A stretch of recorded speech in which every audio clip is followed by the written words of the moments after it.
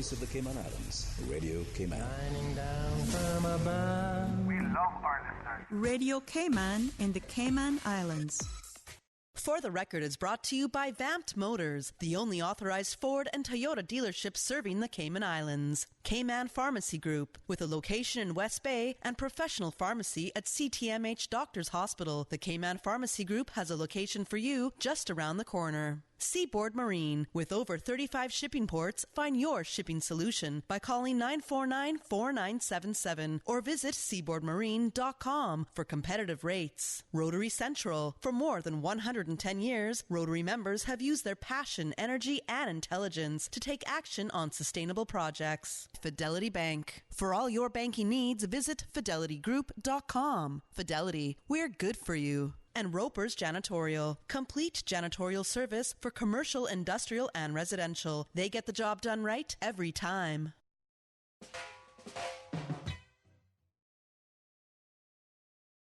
This is For the Record with Orrett Connor. Coming to you live from Radio Cayman Studio. For the record. For the record. For the record. Hear from your government officials, independents, and the opposition on issues that matter to you. For the record. Engage in an open dialogue between residents and lawmakers. For the record. For the record. For the record. Informative, impartial, insightful. This is your talk show. 1-800-534-8255. Your calls, your input. This is For the Record. And now, your host, Orrett Connor. Good morning and welcome to For the Record. Today is Friday, the 23rd day of August 2019. I want to thank you, our listening and viewing audience, for allowing Radio Cayman and, by extension, For the Record into your homes, into your vehicles, as you traverse the very busy roads of the Cayman Islands into your places of work, whether it be an office cubicle or if you're working in the outdoors. Of course, For the Record is a show produced by the staff and management of Radio Cayman, and it is geared towards keeping you abreast of issues as they arise and play out on the local, regional, and international scene. I am your host, Orrett Connor, and you're welcome to join me every Monday, Wednesday, and Friday from 7:30 a.m. until 10 a.m. Our phone lines are always open. There is always someone there waiting to take your calls. This morning, again, it is that beautiful radio voice of Miss Susan Watson. You can call us on our toll-free number provided courtesy of Flo. That toll-free number is 1-800-534-8255. You can also call us on 949-8037 and the 949-6990. If you don't like to talk on the telephone, email us at fortherecord. That is one word, fortherecord, at candw.ky. WhatsApp us on 925-3261, where we encourage you to send us a text message or leave us a voice note, the contents of which will be played during the course of the show. And, of course, you can follow us on YouTube simply by subscribing to Radio Cayman live stream. We have no guests in the studio yet, but we're expecting members of the official opposition to be in the studio with us this morning as well. For those of you who are celebrating a birthday today, we want to wish you a happy birthday. Those of you who have celebrated one, want to wish you a belated happy birthday as well. And for those who may celebrate one during the coming weekend, I want to wish you, hope and trust that you have a happy one as well. And we always say that when you're celebrating, whatever you do, please do it in moderation as well. For those of you who are on the very busy roads of the Cayman Islands, again, we urge you to be extremely careful. Ensure that you observe the rules of the road. Be courteous to other drivers as well. And always remember that the life you save may just be your own as well. A preview of what will happen on the next week's show on Monday. We should have the Honorable Juliana O'Connor Connolly and some of her team in the studio with us on For the Record to discuss the new school curriculum. And what I will do is I will share with you an article from the Cayman Compass written by James Whitaker. And it has to do with the updated curriculum that will be launched for the Cayman's primary schools. And in that article, Mr. Whitaker indicates that a new curriculum with a greater focus on science and technology is being included in Cayman's primary schools this year. Changes are modeled on the England's new national curriculum introduced in 2014. A local implementation team has worked for the last several years to adapt the document for Cayman students. It goes on to point out that the curriculum includes a localized social studies program with a focus on Caymanian culture, history, and citizenship. And you heard us talk here on For the Record about the annual Educators Welcome that took place on Monday, and those details were announced there as well. Now, we will talk more about this on Monday when we have the team in there, so I don't want to jump the gun, on the whole conversation. But what I want to bring to your attention as well is an article yesterday in the UK newspapers in relation to a school and the success that they have had in their GCSE examinations, the pupils' success that the pupils have had in their examinations.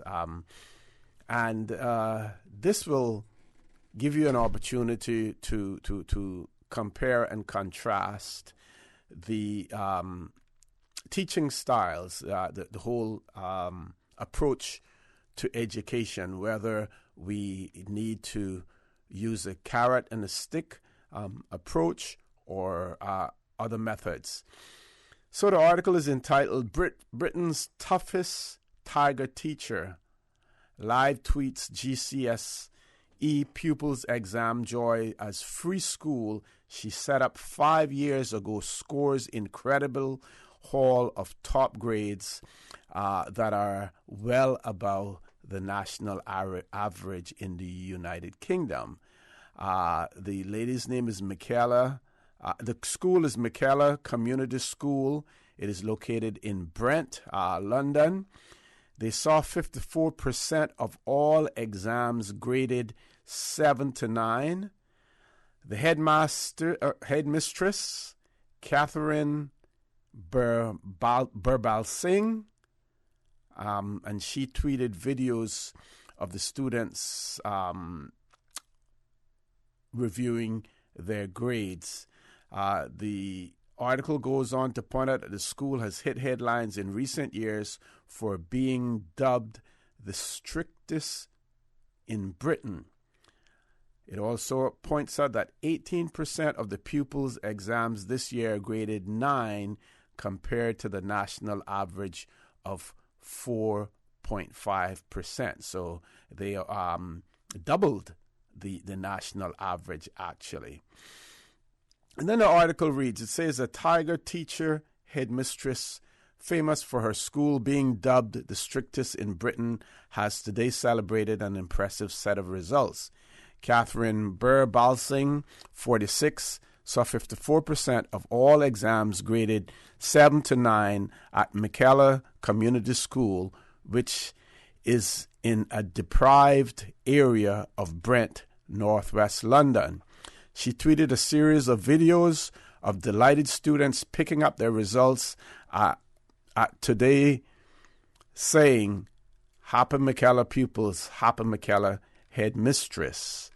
The article goes on to point out that the school has hit the headlines in recent years for giving pupils detention for slouching. Listen to this carefully, people, because we hear complaints about the behavior of students in our schools here in the Cayman Islands, and in some instances, the inability of teachers to control that behavior here.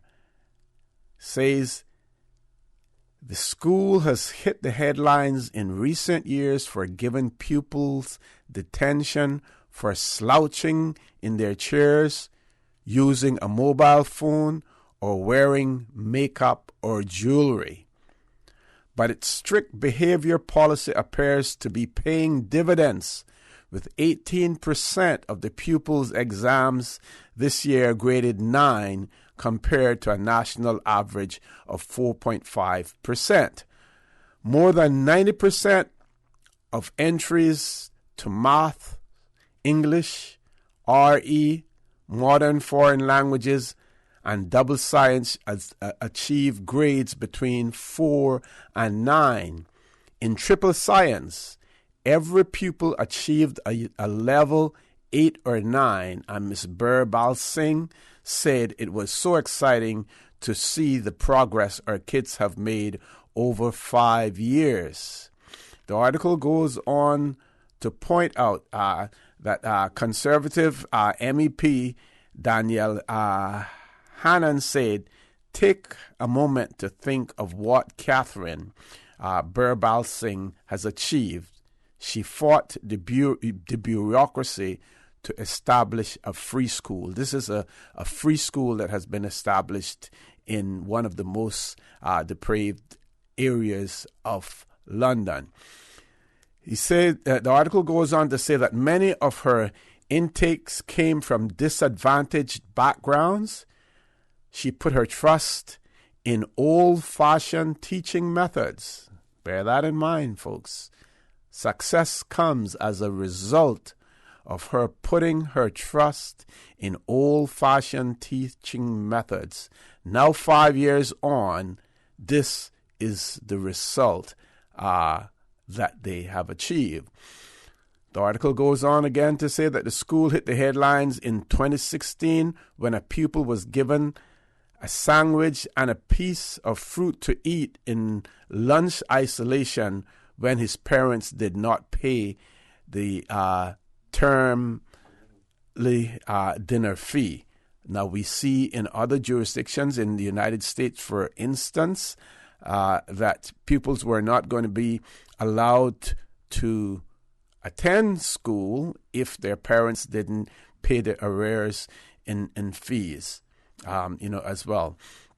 The article goes on to say that Ms. Birbal Singh and her staff were trolled on social media and even received death threats over the incident, but the head teacher remained unrepentant.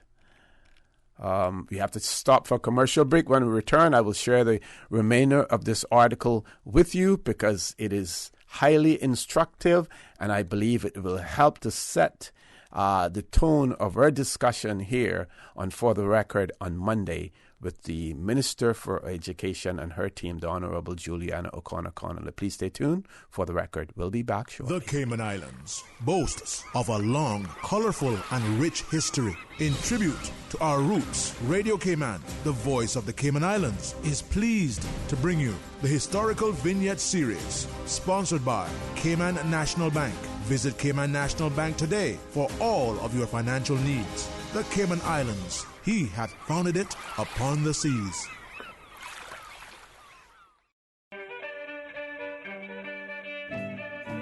In 1904, Cayman Brac turtling captain and boat builder Daniel Jervis built a prototype Caymanian catboat named Terror, an obvious improvement on the previous canoe-style boats of the day. The Caymanian catboat was on average 16 feet long and drew no more than 8 inches of water. Painted in their distinctive catboat blue color, it provided effective camouflage when seen from below, permitting the crew to discreetly approach turtles.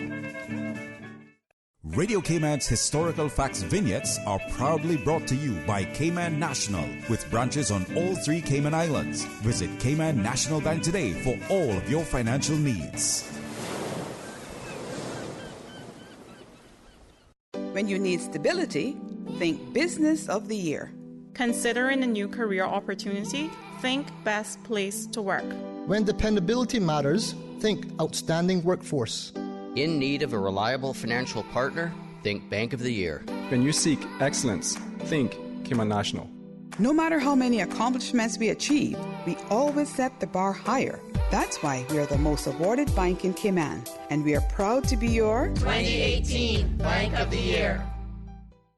Have you seen the latest? Cayman has been ranked the most expensive place to live. It's time to buy smart. It's time to buy Ropers. Find everything for your home and kitchen at low prices at Ropers. Ropers Janitorial, 949-2511. Email janitorial@ropers.ky. Clean up your spending with Ropers Janitorial, 949-2511. Ropers Janitorial also offers complete janitorial service for commercial, industrial, and residential. They get the job done right every time. Ropers Janitorial, 949-2511.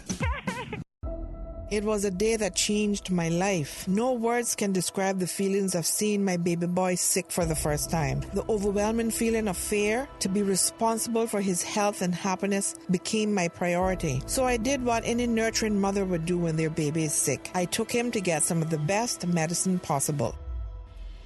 CTMH Doctors Hospital Pharmacy understands the importance of careful decisions you make every day for your family. Our staff work towards healthcare excellence and providing the most current and up-to-date training with pharmaceutical care, so you can feel confident in knowing that your family is safe with the right medication. At CTMH Doctors Hospital Pharmacy, we take care of your health. I'm going to Vamp Motors to test drive the new 7-seater Rush. They have some really sweet deals going on now, not true? Yep, on SUVs. And they sweeten the deal by giving you a warm oven-baked cookie with each test drive.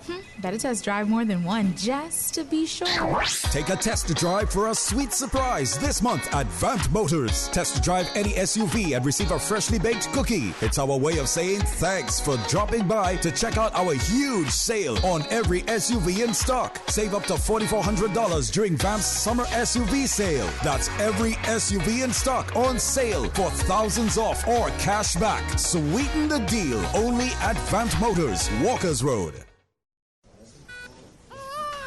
Congratulations, it's a boy. During the greatest events of your life, whether or not you have the right health insurance coverage should be the last thing on your mind. That's why at Fidelity Health, we are committed to helping you get matched with the right plan to suit you and your family. We offer a range of plans to suit your budget, plus access to a network of quality care throughout the Caribbean and the USA. You can relax and enjoy life's greatest moments when you are covered with Fidelity Health. Call us today at 949-7822 for a free quote. At Seaboard Marine, customers often ask us questions about their shipments. Hi, I'm thinking of buying a car from the States. Which port do you ship out of? Hi, we ship out of Miami, Houston, and Brooklyn. Just let us know your port of choice and we can provide you with a quotation and answer any questions you may have on insuring and protecting your vehicle during its journey. Shipping shore to shore, Seaboard. In 1996, Rotary Club Central led the way initiating a disaster fund to prepare and assist our community toward recovery. The Rotary Clubs of the Cayman Islands then expanded this valuable instrument, the Rotary Cayman Disaster Fund. Thereafter, Rotary District 7020, a group of 86 clubs over 10 countries in 16 islands across the Northwest Caribbean, grew this idea, the Rotary District 7020 Disaster Fund. Today, this Rotary Central idea has worked relief and recovery, assisting communities throughout this region. Rotary, with you before, during, and after. Rotary, connecting the world. System 1 loaded. 1-800-534-8255. What is on your mind when it comes to the government, independence, and the opposition? Issues that matter to you. 1-800-534-8255. Waiting to hear from you. For the record. This is For the Record with Orrett Connor. Good morning, and welcome back to For the Record. No guests in the studio. We will have members from the official opposition after the 8 o'clock news here in the studio with us. Meanwhile, I'm sharing with you a success story that has been gone viral in the United Kingdom in relation to GCSE examination results of a school called the Michaela Community School. The headmistress of that school, a lady by the name of Catherine Birbal Singh, and they have reverted back to old school teaching methods and have achieved great success in that regard. Before we broke for the commercial break, I had pointed out to you that Ms. Birbal Singh and her staff had been trolled on social media and even received death threats over the incident where a pupil was given a sandwich and a piece of fruit to eat when they were put in lunch isolation, I guess for bad behavior or whatever, and their parents also didn't pay their termly dinner fee as well. The article then goes on to say that Ms. Birbal Singh also faced ridicule from teaching unions at the Conservative Party conference in 2010 when she promoted a strict, old-fashioned approach to learning. Pupils do not speak in lessons and walk to classes in single file. One student even claimed to have been punished for accidentally dropping her pencil case. The school is in a deprived area near Wembley Stadium, with most pupils coming from families so poor that they qualify for the pupil premium grant. I'm not sure what that is, but I'm sure that is some sort of financial grant that is awarded to them. The article goes on to say that Ms. Birbal Singh has previously claimed middle-class parents are more likely to have a problem with its strict nature, and added that they would balk at the level of discipline. So here is a school resorting to old-fashioned teaching, and as a result of that, have seen incredible success. They have doubled the national average in some areas. The national average, where they graded 9 compared to the national average of 4.5 as well. Extremely, extremely successful. Now, going back to the Compass article for a minute, and I'm making comments, not having all of the details, and stand to be corrected. But this curriculum changes that are being made, it seems as if it's more focused on the primary schools. So the article says that the curriculum includes a localized social studies program with a focus on Caymanian culture, history, and citizenship. Now, if this is already being taught in the secondary schools, then fine. If it isn't, then my question would be, do we want to restrict it to the primary schools, or do we want to expose those in the secondary school system to such a curriculum as well? My other question would be, if it isn't, can't be included as part of the curriculum for secondary schools, do we have options in our schools? And I'm asking these questions because it's been, several decades since I, was in the school system, local school system here.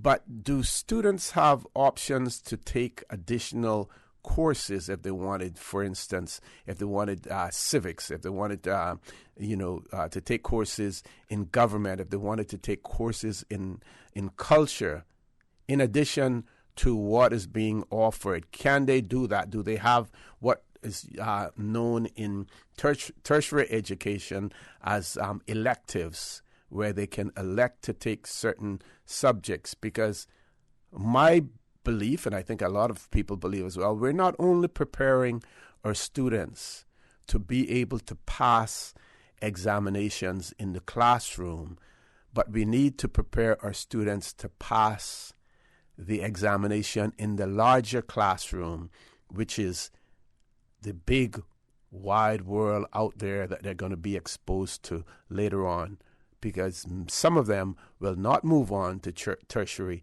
education. So do they have electives whereby they can opt for other subjects that will keep them, will make, allow them to be informed of things that are happening, things that will affect them as well? But this article here goes to show you that the old-fashioned way of teaching, instilling discipline in the schools, is a tried, tested, and proven way of teaching, that it works. And the question is whether or not we are prepared to incorporate some of these successes into our school system as well. We reached the top of the hour. Headline news, 8 o'clock news, not headline news. Headline news is at 9 o'clock, the 8 o'clock news now. When we return, we should have some members of the official opposition in studio with us, so please stay tuned for the record. We'll be back shortly.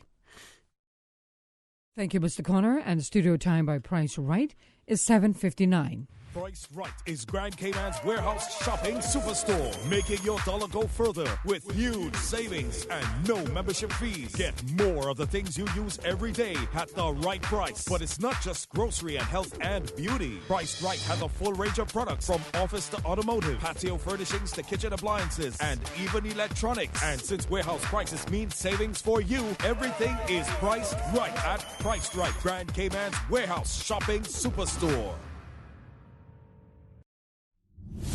The voice of the Cayman Islands. 89.9 FM in Grand Cayman and 93.9 FM in Cayman Brac and Little Cayman. Silver wings shining in the sunlight. Radio Cayman. Access and information. Your community.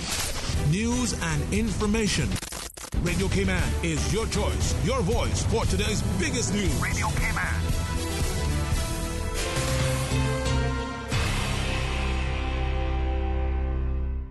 With your latest news, I'm Carsley Fuller. Superior Auto officially opens a new state-of-the-art facility for its apprenticeship program. CIGTV's Donna Bush has more. Minister for Education, the Honourable Juliana O'Connor Connolly says, quote, I, on behalf of the Ministry of Education and further the Cayman Islands government, fully support the work of the Superior Auto Apprenticeship Program. I'm greatly impressed by the tangible results of the program, the new facility, the volunteer tutors, the successful curriculum, and its accreditation, and especially the heartwarming testimonies of Caymanian students who were able to turn their lives around and now hold down successful jobs in the auto mechanics field because of the work of the DeMarcado family, who envisioned and implemented this program. I'm committed, she said, to continue government support of this very successful vocational program and challenge our members of the public to show support for the SATP as well. Now, attending the opening with the Speaker of the House, along with Councillors Harris, White, and Captain Eugene Ebanks, parents, private sector sponsors, teachers who are all volunteers, and of course, past and current students. 2 classrooms at the new facility are named after 2 deceased students, Damian Rose and David Ebanks. The Superior Auto program has been supported by the last 3 governments, including the present one. The team at Taya Lounge are hosting a Cayman Showcase tomorrow night. The lounge is an environment where at-risk youth develop life skills and therapeutic concepts to develop healthy behaviors. And coordinator Natalie Baldwin believes a concert is a great way to get young people to the center. One of the main things I absolutely love, I think youth today, is music. So especially hip hop and rap music. And so I really wanted to tie in therapeutically how we can help empower them. The Young Business and Professional Women's Club brought Florida musician Theo Jones down for a week of workshops with local teens, culminating in tomorrow's concert. She says tapping a resource like Mr. Jones can help bring a positive message to local at-risk teens. He's had struggle like we all have, and just hopefully just making that impact at least on one of the teens and saying, hey, I know you're going through a rough time. I know this is happening to you, but I've been through it and I've gone through it, and look where I am now. Because whenever you're in a bad situation, it's hard to see the light at the end of the tunnel. And I really am hoping that by doing this, it's going to give them some hope and some opportunity and some passion for really to keep going. The Taya Showcase will be at the Harkwell Theater. Head over to their Facebook page for ticket information. Now with the check of international news, here's the BBC, which will take us out of the newscast. I'm Carsley Fuller from Radio Cayman's newsroom. BBC News with Debbie Russ. The world's first floating nuclear power station has set sail from the Russian Arctic port of Murmansk amid an outcry from environmentalists about the risks. The ship will take 3 weeks to travel to the Chukotka Peninsula in Russia's far east, where it will replace old installations. France and Ireland have said they will not ratify the European Union's huge trade deal with South America unless Brazil takes action to curb forest fires in the Amazon. The Irish Prime Minister Leo Varadkar said the Brazilian President Jair Bolsonaro's attempt to blame non-governmental organisations for the destruction was Orwellian. President Macron of France said he would not ratify the EU-Mercosur Pact, while President Bolsonaro maintained his current stance on climate change. Syrian government forces advancing through the rebel-held north of the country have reportedly surrounded an observation post manned by the Turkish army. The government drove militants out of a nearby town this week. Israeli officials say a 17-year-old girl has been killed in a suspected Palestinian bomb attack in the occupied West Bank. Her father and brother were injured. France says EU countries have reached agreement that the sea rescue ship Ocean Viking can dock in Malta to let off 356 migrants. Earlier, the charity that runs the ship warned that people were dying because the ship for saving migrants from drowning had broken down. Scientists and conservationists in Kenya say they have successfully harvested 10 eggs from the only 2 surviving northern white rhinos in an effort to save the species from extinction. The eggs from the female rhinos will be fertilised using frozen sperm collected from the last male of the species, which died last year. Due to genetic problems with both female rhinos, it's hoped that the fertilised eggs will then be carried to term by a surrogate southern white rhino. That's the latest. BBC News. Access. Information. What's happening in your community? News and information, music and more. You can find us. www.radiocayman.gov.ky. Like us on Facebook and follow us on Twitter. Radio Cayman is your choice, your voice for today's biggest news. Radio Cayman.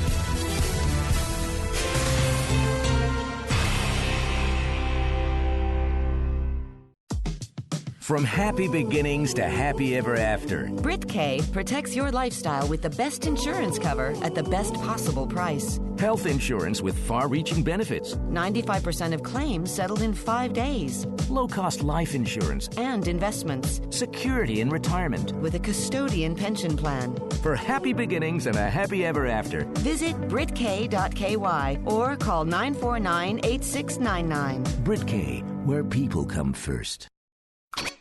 Looking for a new car? We can give you a zillion reasons to switch to electric. They cost you less to run. They helps to save the planet. They are free charging stations all across Grand Cayman. Low maintenance needs. They're quiet both inside and out. And they're the future.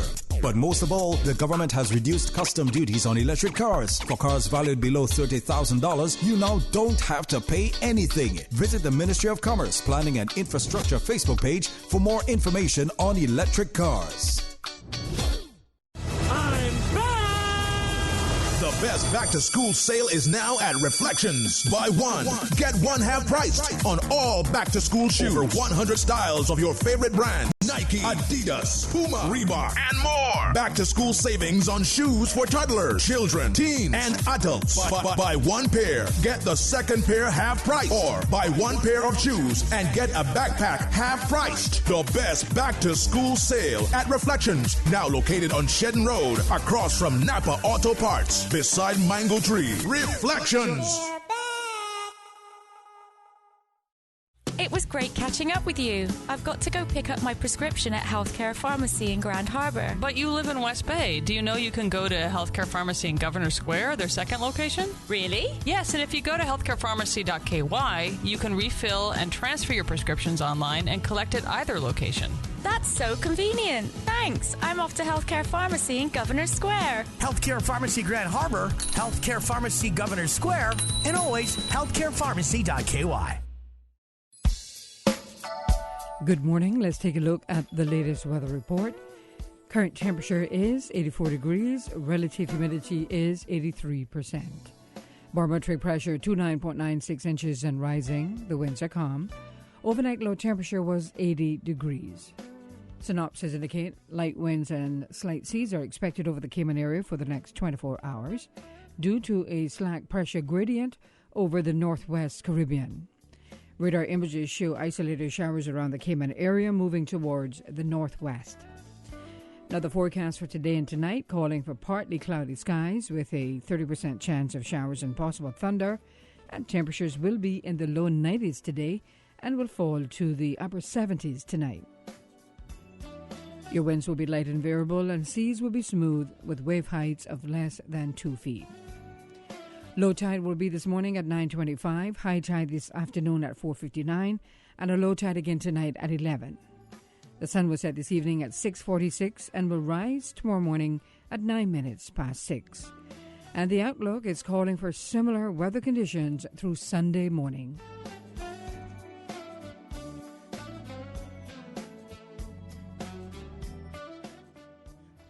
The traffic report is brought to you by Subway.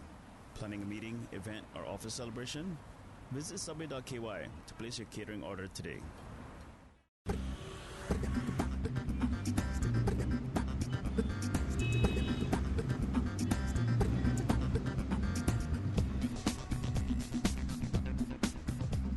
Good morning once again. Let's take a look what's happening with our traffic. Busy traffic on some sections of Crew Road, other sections steady traffic. Traffic moving on moderately on Eastern Avenue and Godfrey Nixon Way, and light to moderate traffic flow coming from the West Bay four-way stop. No issues on Owen Roberts Drive as traffic is flowing light to moderate. Little steady traffic on Huldah Avenue and traffic moving on moderately on Thomas Russell Way. And moderate flow of traffic on Shamrock Road and on the Linford Pearson Highway. And coming off of Bobby Thompson Way, traffic is steady but flowing. And that's very latest on your traffic. Join us again at about 10 minutes after 12. We'll update you traffic-wise. In Italy, to live is to eat. That's why Subway's introduced the new ciabatta collection. 3 delicious new sandwich flavors on the most famous Italian ciabatta bread. Choose from the chicken pesto, garlic steak and provolone, or the classic Italian with ingredients like salami, spinach, fresh mozzarella, tomatoes, onions, banana peppers, and balsamic sub sauce. All on freshly baked ciabatta bread with its light but crispy outer shell and distinct flavor. Ciabatta, try it. Only at Subway. For a limited time. Subway. Eat fresh. The traffic report is brought to you by Subway. Planning a meeting, event, or office celebration? Visit subway.ky to place your catering order today. Hey, are those new glasses on Will? Yeah, we went to Optical Outlook. Wham, bam, easy exam. Finally, an exam he could pass. And we had the glasses the next day. Easiest part of our back-to-school shopping for sure. Book your child's eye exam today at Optical Outlook. Call 746-2020. Get half off a complete pair of glasses with any student's eye exam now until August 31st. Come see the difference with Optical Outlook, located in Caymanian Village. Terms and conditions apply. Have you signed the Crew Support Referendum petition and still need to verify your signature through the Elections Office verification process? With its extended hours, you can do so today by visiting their headquarters Monday through Thursday from 8:30 a.m. to 6:30 p.m. and on Fridays from 8:30 a.m. to 5 p.m. and on Saturdays from 10 a.m. to 3 p.m. For more information, please visit elections.ky. For the record, with Orrett Connor. Initiating system. For information that matters. For the record, with Orrett Connor. Continues right now on Radio Cayman. Good morning and welcome back to For the Record. Still waiting for a guest to appear in the studio. Meanwhile, we're going to continue to have an open line segment. Until then, I believe we have a caller online. Caller, good morning. Welcome to For the Record. Morning, O.C. Good morning, Mr. Speaker. How are you, sir? I'm okay. I'm just calling to use your photo to remind people that in my office the annual back to school supplies. Right. And all this week we've been doing in my district, my constituency, and next week up until this evening that will continue. And next week now we will continue, of course, but we will give to other areas that I've normally given from the time I started in 1978. So I just want to remind people that there are books, there are school bags, there are the usual school supplies that needy children must have, and they are allowed to go as usual to my office, which is now located on the Lucinda E. Banks office building on Reverend Blackman Road between Liberty's Restaurant and the clinic. For sake of more clarity, I think a lot of residents know where the Deputy Governor's residence is. My office is opposite his house. Residence is on Reverend Blackman Road. So I just want to allow people to remind people that the supplies are there, and my area can continue to go, and then from Monday on, my area, of course, will continue to get up their need, and any other area that we can help. And how has the response been so far? I've always, have a good response, more than in fact than I have. What is good these days, OC, is that some of the community has joined in to give. Okay, yeah, great. That has helped a lot, because when I started in 1978, of course, nobody was doing anything back those days. But there were needy children, of course. I see children today that are parents that I know we used to help, and their families, of course, appreciated it. We had single parent families, and we still have them that we assist. I meant to call you the other day, if you give me another minute. Sure, go right ahead, sir. That to tell you that I caught some of the discussion with Mrs. Lawrence on about the education, and I found that was one of the most informative and most important discussions that I've heard in a long time. Thank you. That was a real education in itself, because Mary Lawrence is a true historian. She is. Yes. She's a true historian, and she don't put on, she don't add on, and it's not matters. Of course, she has an opinion, but the former speaker, that she knows the history, and that's what she says. And a lot of people that are talking about history today is putting in their opinions, not facts. And then we must sit down and take that as our written history. I am not one of them that does that. I'm sorry. I know quite a bit, because I've read all my life, and I've talked to older people all of my life, and I know certain things all of my life. So I go by that. But I listen to what Mrs. Lawrence has to say, because she is one of Cayman's true historians. Yeah. Mr. Bush, was there a time that she was either commissioned or she was going to be commissioned to write the history of the Cayman Islands? No, I don't know about that. Because when I started the history of OC in 1992, when remember I had moved several motions in the House to get the history done. Right. But it wasn't moved out. Some motions were passed and some were rejected. Okay. But nothing was done. But 1992, when I got elected to cabinet, I set up the committee and started to work during that term, started to work on getting the history written, set up the committee, and got Mr. Catron to, we hired him. That was all done, and so that started to work.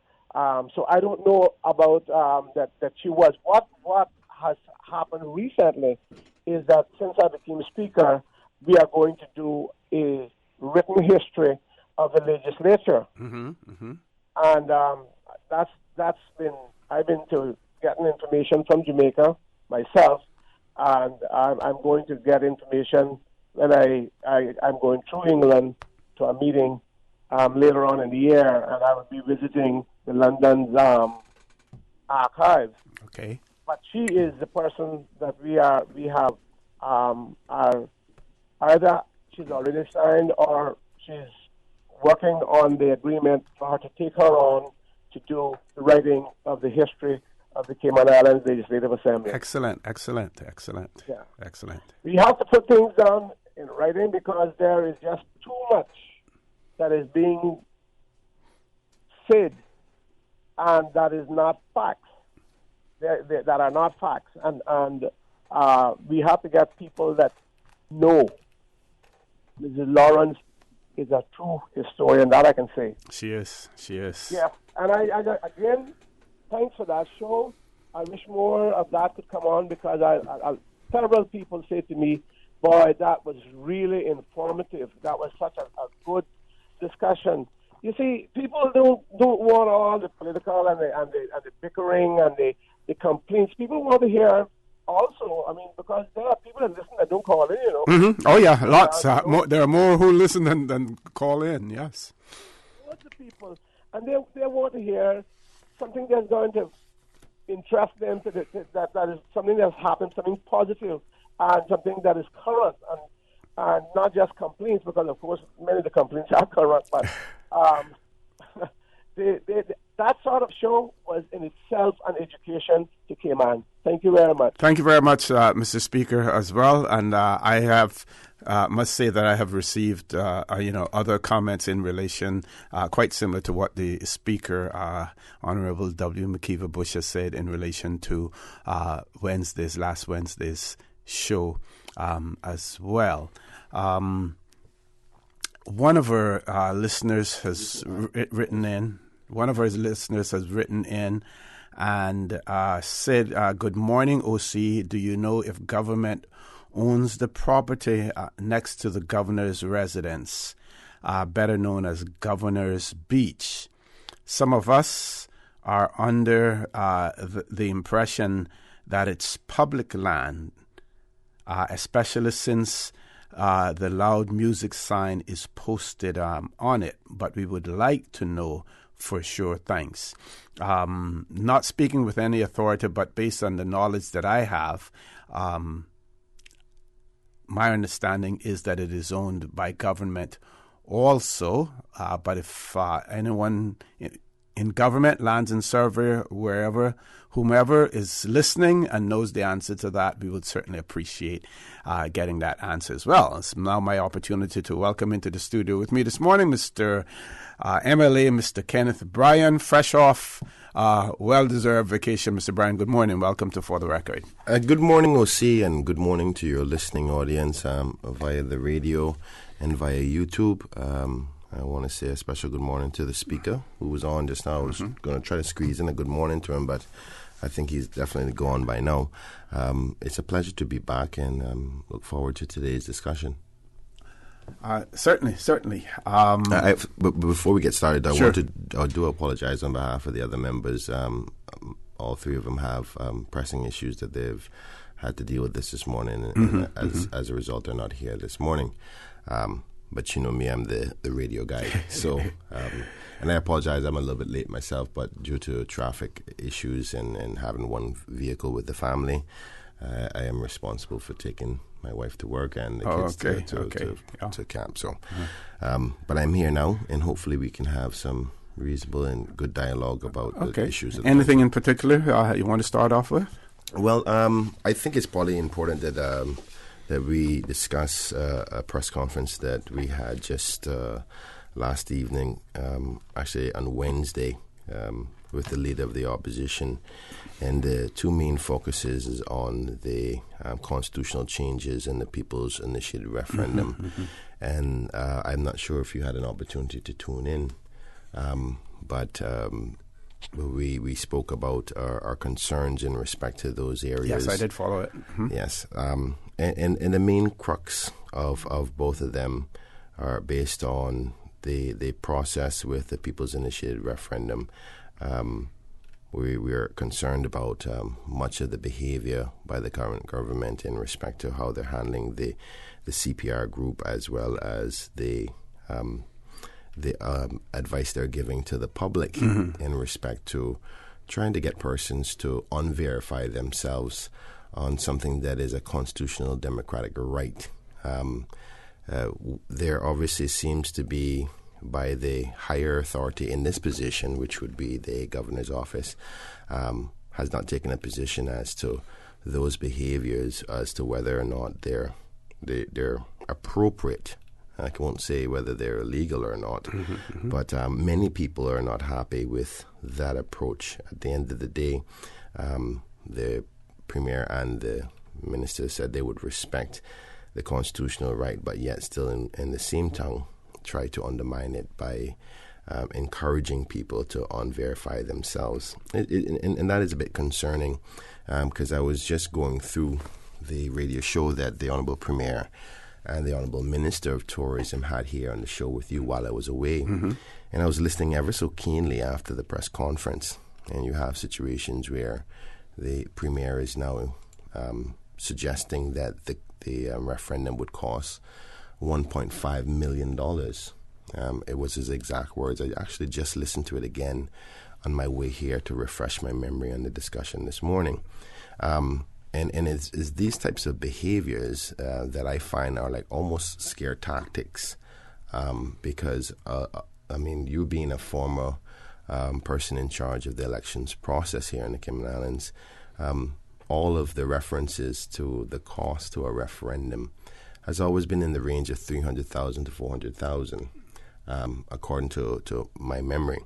And we're talking about $1.5 million is like almost 300% more in cost. And there's only one reason that I can find that you would want to suggest it costing that much, is to add the narrative of cost to the people to have their say, and it's going to be a costly exercise. Now, this figure, was this his independently offered figure, or was that something that was obtained from the supervisor of elections? I can't speak for what the Premier... Because the $300,000 range would have probably been when we didn't have the single-member constituencies. Okay. Which would change. If we're going to have an election, a referendum in every constituency, then it means more staffing and more of everything else. Well, my question then would be, what was the cost for the election the last time? Because one would assume that the referendum would be almost the same as what would be an election would be in respect to the amount of people. And I don't think you've ever heard of the process being more than $1 million.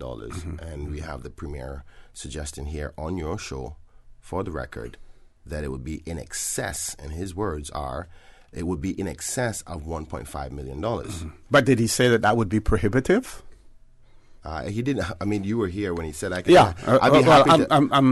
a rhetorical question. He didn't say that it would be prohibitive. He pointed out what the cost would be. Now, whether or not by insinuation one could read into and say, well, the reason that he's mentioning that is because he's saying that it is too costly and this is what it's going to cost the government. What's the purpose of highlighting the cost then?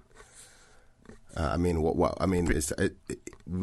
we all... There is a cost associated with everything. Of course. But everything you say it for context or something. Yeah, of course. And based on listening to the discussion here, I found the only relevance is to add the scare tactic of that. And speaking of which... But do you believe, based on his statement, do you believe that he will honor the commitment to a referendum? He has no other choice. Yeah.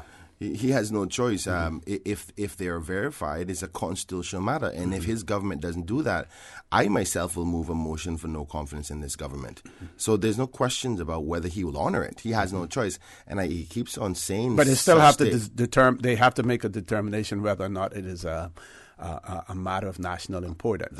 That is true. Yeah. And the narrative that you've had the Premier unable to answer that question on the floor of the House, spending tens of thousands of dollars on something that is not a national importance matter, something that him himself had said they spent over $3 million so far on this process. Is that not something that is considered to be a national issue? I mean, I think we're playing games, or he and his administration is playing games with that narrative. Everybody in this country knows that is probably the biggest issue at hand for the country. So it is fair to say that it's a national issue. So I'm not going to get caught up in that game. Mm-hmm. He can play that game if he likes. I think the people are smarter than he believes. So it is a national issue, and if he was to ever be so bold, and his administration was to be so bold to try to undermine the people after those verifications are done and made the threshold, I think matter of fact, I believe many of his members of his government would probably say, I ain't taking this risk with you. You have to respect the people's constitutional right. So I knowing the Honourable Premier and his experience, he wouldn't be that silly. He may not make all the best decisions, but he's a political mastermind. So I'm almost certain that he will agree to that. But here's some of the things that are interesting to me.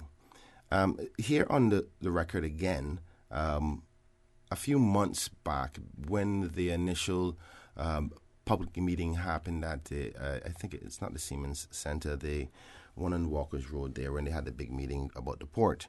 I can't remember the hall's name, but subsequently after that, the Premier and the Minister came here on the show and basically, again, I think is a scare tactic, told the people of this country, if we had a referendum, that would be the end of this deal.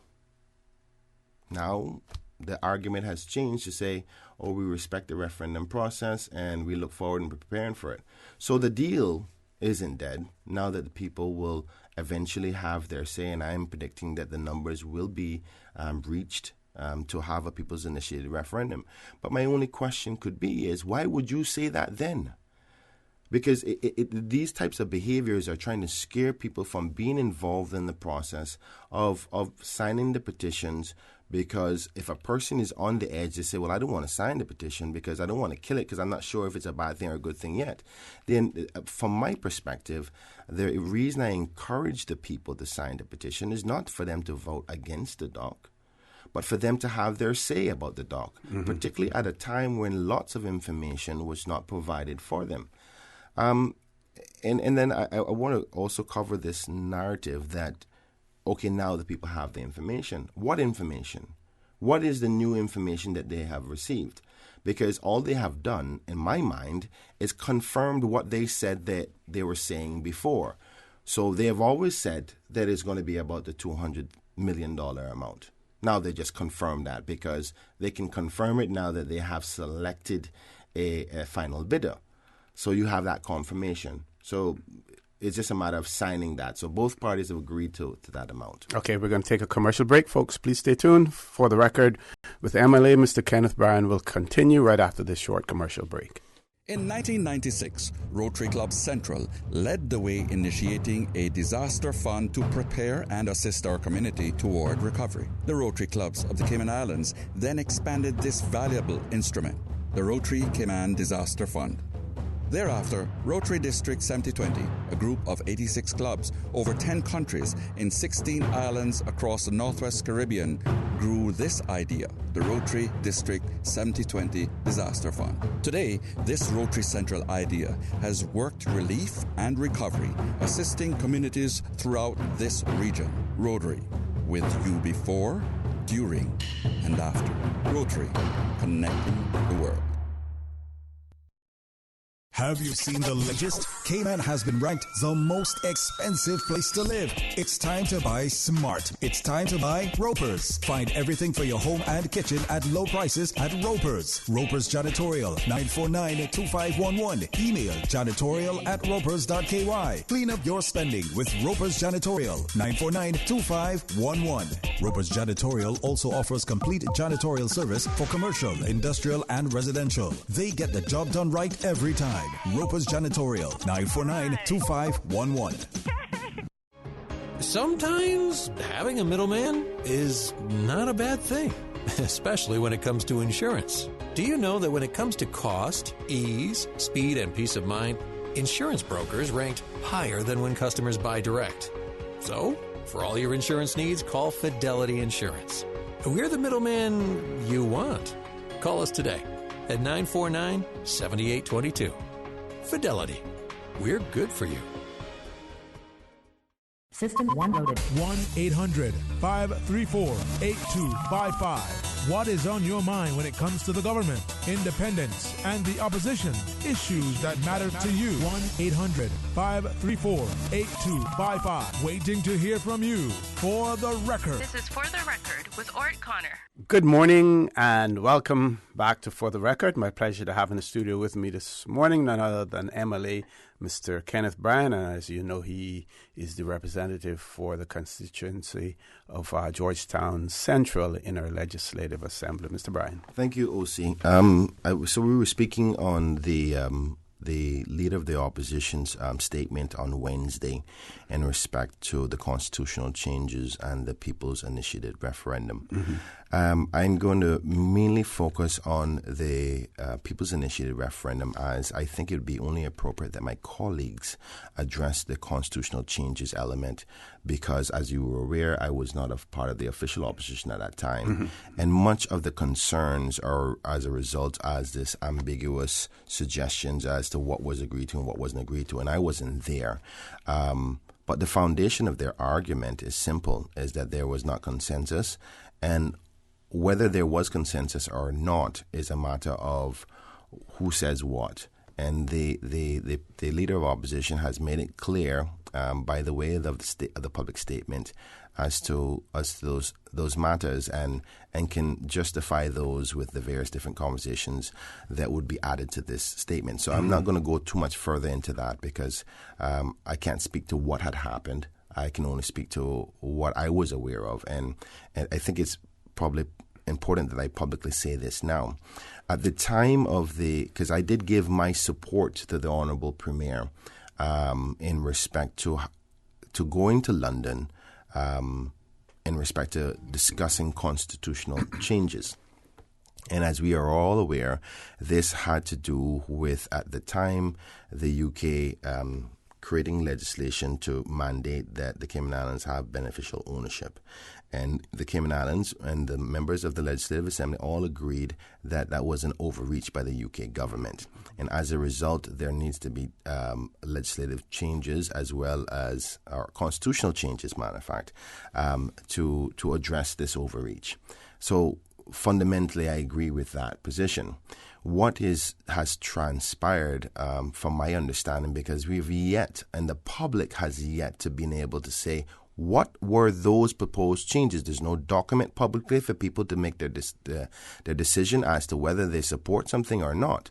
And I think this narrative comes from the fact that, unfortunately, the government thinks that the people don't make the decisions, and that the only time when don't make the decisions or make the determination whether or not these things should be discussed, it's only by way of their representatives on the floor of the House when they get up and argue for or against. So they're saying, we're not going to put this to public open court.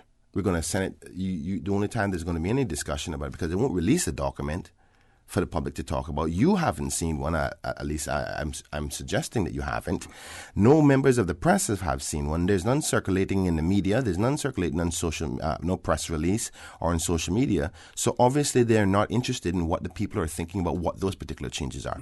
But getting back to the point is that what I understand to be in that document at this particular point goes outside of what the agreed position was, at least particularly in respect to me, about overreach. So we're hearing stuff like the 8th minister. Now, getting into whether or not we should have an 8th minister or not is one thing.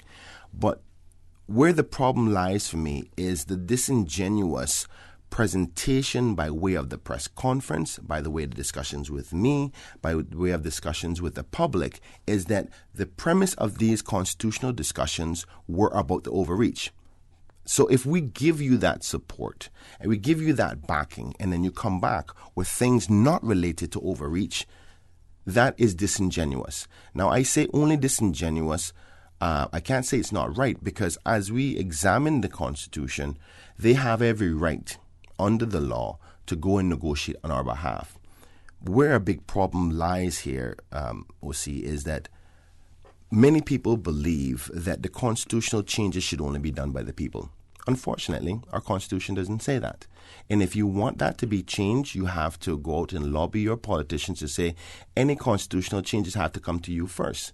And this is where the discrepancy lies. So though you didn't have to speak to me, the people, it'd be at least have the courtesy to say, listen, we're going to deal with overreach, but we're also going to talk about some other things that we think are important. Like, say, for instance, as the premier. But based on what the then leader of the opposition has said, I get the impression that was done and that he provided that information. Again, I say they will deal with that. I'm talking about me, and they have dealt with it on the show before.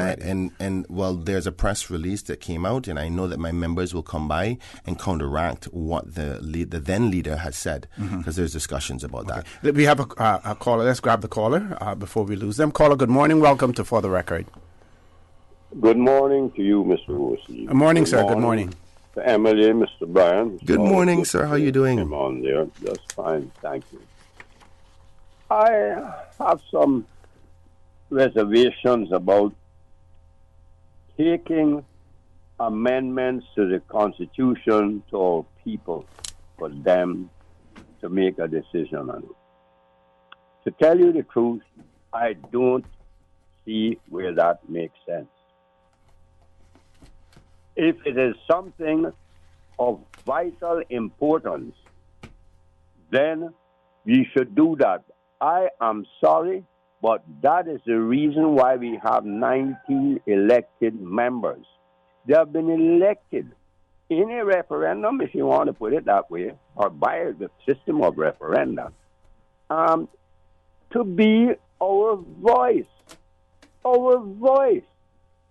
Taking everything back to the people, that's in the Constitution, that can be amended, would be a serious waste of time, because most people are not even going to show up for those meetings.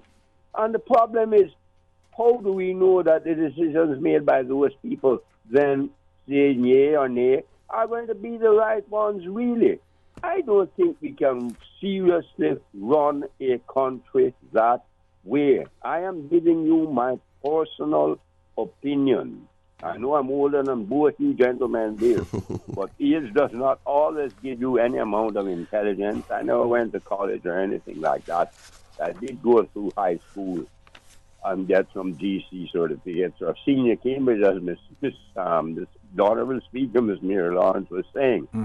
And she said, and I want us, if you just give me a minute to sort of impress this on people. A referendum is a very serious thing. As Miss Mary Lawrence said, it should be a thing of last resort.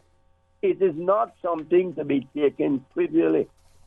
I see where we've got a sense of triviality about this, as if, whoa, this is not a nice, emotional, political, very political think there are some very serious people here who are opposing the government's decision. Yes, I'm very genuine concerned. Very old Caymanian family people, though the people may not be old themselves. But there are others, I'm thinking, that are using this to promote their political aspirations. This is my thought. But if we are to take, I heard Mr. Miller's explanation, it couldn't have been better, of everything done. I don't think any of those things required for us to go and talk with the people about it. That's why we elect 19 representatives. Those questions that were needed to be answered on the port, I'm sorry, but our elected representatives should have asked those questions in the House. And they should go on around if they like and get meetings with their people and talk about it to their people, what their thoughts are, and get their thoughts. Since they don't have the district councils. Caller, can I ask you a question? Can I ask a question? Because I don't necessarily disagree with you, though I recognize that you are one of the 20-odd thousand voters, but you have that right to have that opinion. Now, there's some others that disagree with that, to say the constitutional document is the highest document of the land and it should not be changed at the whim of some politicians. I don't necessarily agree with that, because I understand that you can't the time practicality of all changes becomes very difficult. So there's an argument on both sides, because if you have a bad government, they go in there and change anything they want to change, then it becomes difficult. But then if you have a good government, you want them to be able to have the leeway to change things if they're necessary for the betterment of the country. But here's a question that I ask you, because you rightfully said that the people, the politicians should go talk to the people. Now, what the problem is for me is not that they went down there and discussed these changes, because some of the changes that I've heard, I'm actually in support of. Where my problem comes in is where there was no discussion at all that I am aware of with me and my constituents, nor have I seen any public press release or any radio shows or press conferences talking about the other changes. The people have deserved the decency to say, listen, I'm going to go down there also to speak about some other things and here's what those areas are. Because the truth of the matter, the reason why they haven't released the list of changes so far is because there's probably 2 to 3 things that actually deal with the overreach itself, which was the notion of why they went in the first place. And then there's other changes on there that has no relation to it. So you didn't go to talk to the people. You just went down there and said, okay, I want this and I want that. On whose order did you do that? I think you should have the decency to speak to the people first. And you yourself had admitted to that. That's all I'm asking. Talk to my people about it. And if they said, you know what, I don't believe we need another 8th minister, because it changes the balance of power if, in fact, we need to have a no-confidence vote in a government. That is a serious thing. If you change the balance of power so you can never take a government out, when you have a rogue government, a terrible government to bring the country down, and I'm not suggesting that this government is that bad, but there's checks and balances in place for reasons. And if they're trying to undermine those checks and balances without speaking to the people first, I find that very disingenuous. Regardless if the laws does not mandate for them. Caller finish. Yes, if you just give me a little chance, please. I hear what you're saying, Mr. Bryan, and we can hear that all the time. You've got to remember, no disrespect to you. You are just like the Premier and the others. You're politicians. So at all times, you have to be a politician. And I respect that. And I respect your ability at learning and garnering that knowledge so quickly and all that. But we have to be realistic about this thing. We are a British Crown, colony Crown territory. That administrative document can be changed by the members of Her Majesty's government in Great Britain, the elected members there, with an order signed by her also. So do we think that our elected representatives shouldn't have the authority to change those things? We hear people talking all the while about going independent. The majority of people, and I'm sorry, but I have to say this, do not understand at all what it would mean to go independent, politically independent, because the wealthy people and high-earning people here are already independent. Money makes you independent. Let us be realistic. You can get what you want, buy what you want, say what you want, do what you want, go anywhere to live what you want, whether you're Romanian or not. So that's independence right there. The guy who earns $6 an hour as a British Crown colony and earning it as an independent country. Carl, I'm going to have to ask you to wrap it up quickly for me, please. Yes, so the thing I'm saying is this. You can't move towards independence without our elected representatives. Our elected representatives amending the Constitution in ever going little bit more and more and more, pushing the envelope to get what we want, to give our elected representatives more responsibility in controlling, say, crime, controlling the police force, controlling the prisons, and so forth. We have to inch our way forward. The only way we can do it is with our elected representatives amending that Constitution to give us more authority. Mr. Caller, in all due respect, we have to go to a break. Caller, thank you very much for that. We still have another caller on hold. We're past our break time. Folks, please stay tuned for the record. We'll be back shortly. Sorry about that, but... At Seaboard Marine, customers often ask us questions about their shipments. I have various items coming from different suppliers that I need to ship to Cayman. Do you offer consolidation? Yes. Seaboard Marine offers consolidation for full and less than container loads. We can hold your packages at our Miami warehouse until everything arrives and ship it all in one go. And we have the best rates to Grand Cayman. Visit seaboardmarine.com for more information. Shipping shore to shore, Seaboard.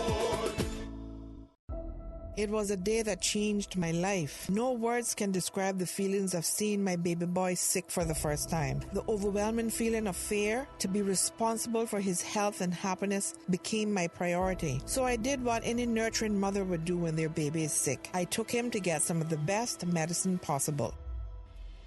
CTMH Doctors Hospital Pharmacy understands the importance of careful decisions you make every day for your family. Our staff work towards healthcare excellence and providing the most current and up-to-date training with pharmaceutical care, so you can feel confident in knowing that your family is safe with the right medication. At CTMH Doctors Hospital Pharmacy, we take care of your health.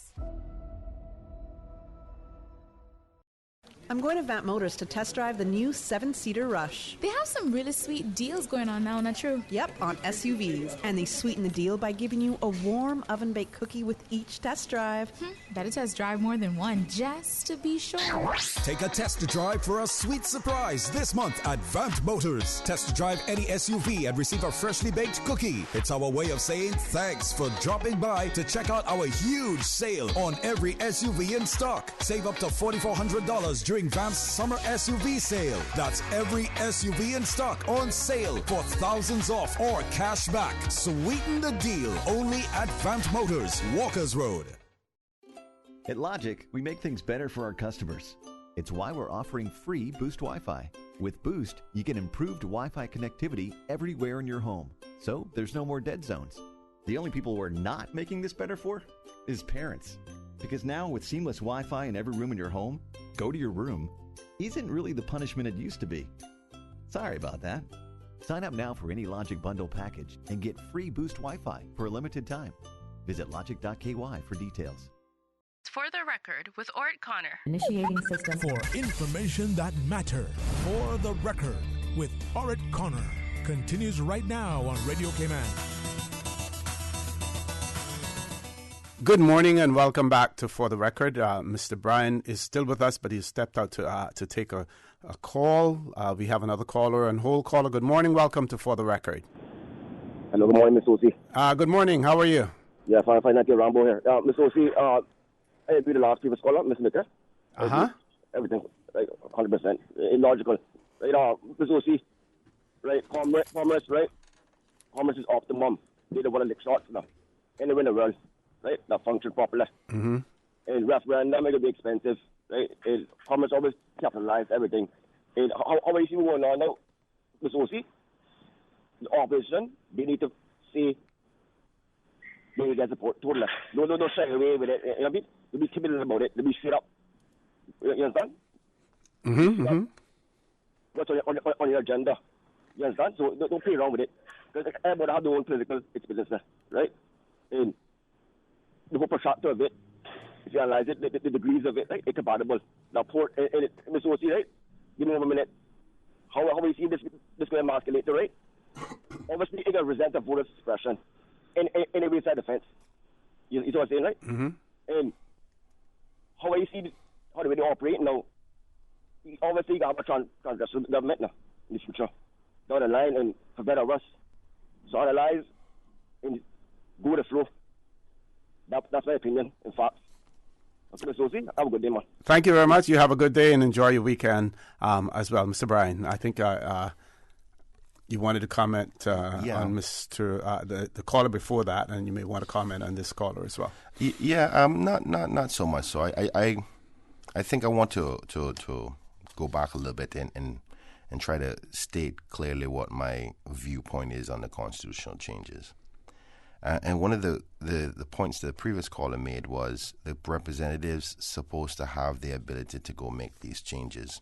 And again, I go back to the fact of there seems to be a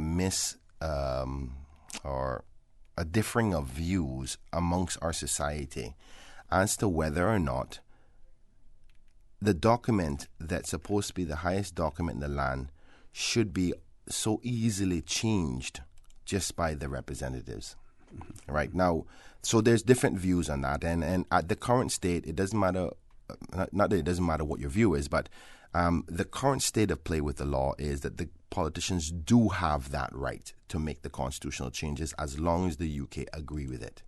But they have to come to Parliament. As a matter of fact, in some cases, they don't have to because as far as I remember, they have made other constitutional changes as long as they were in agreement.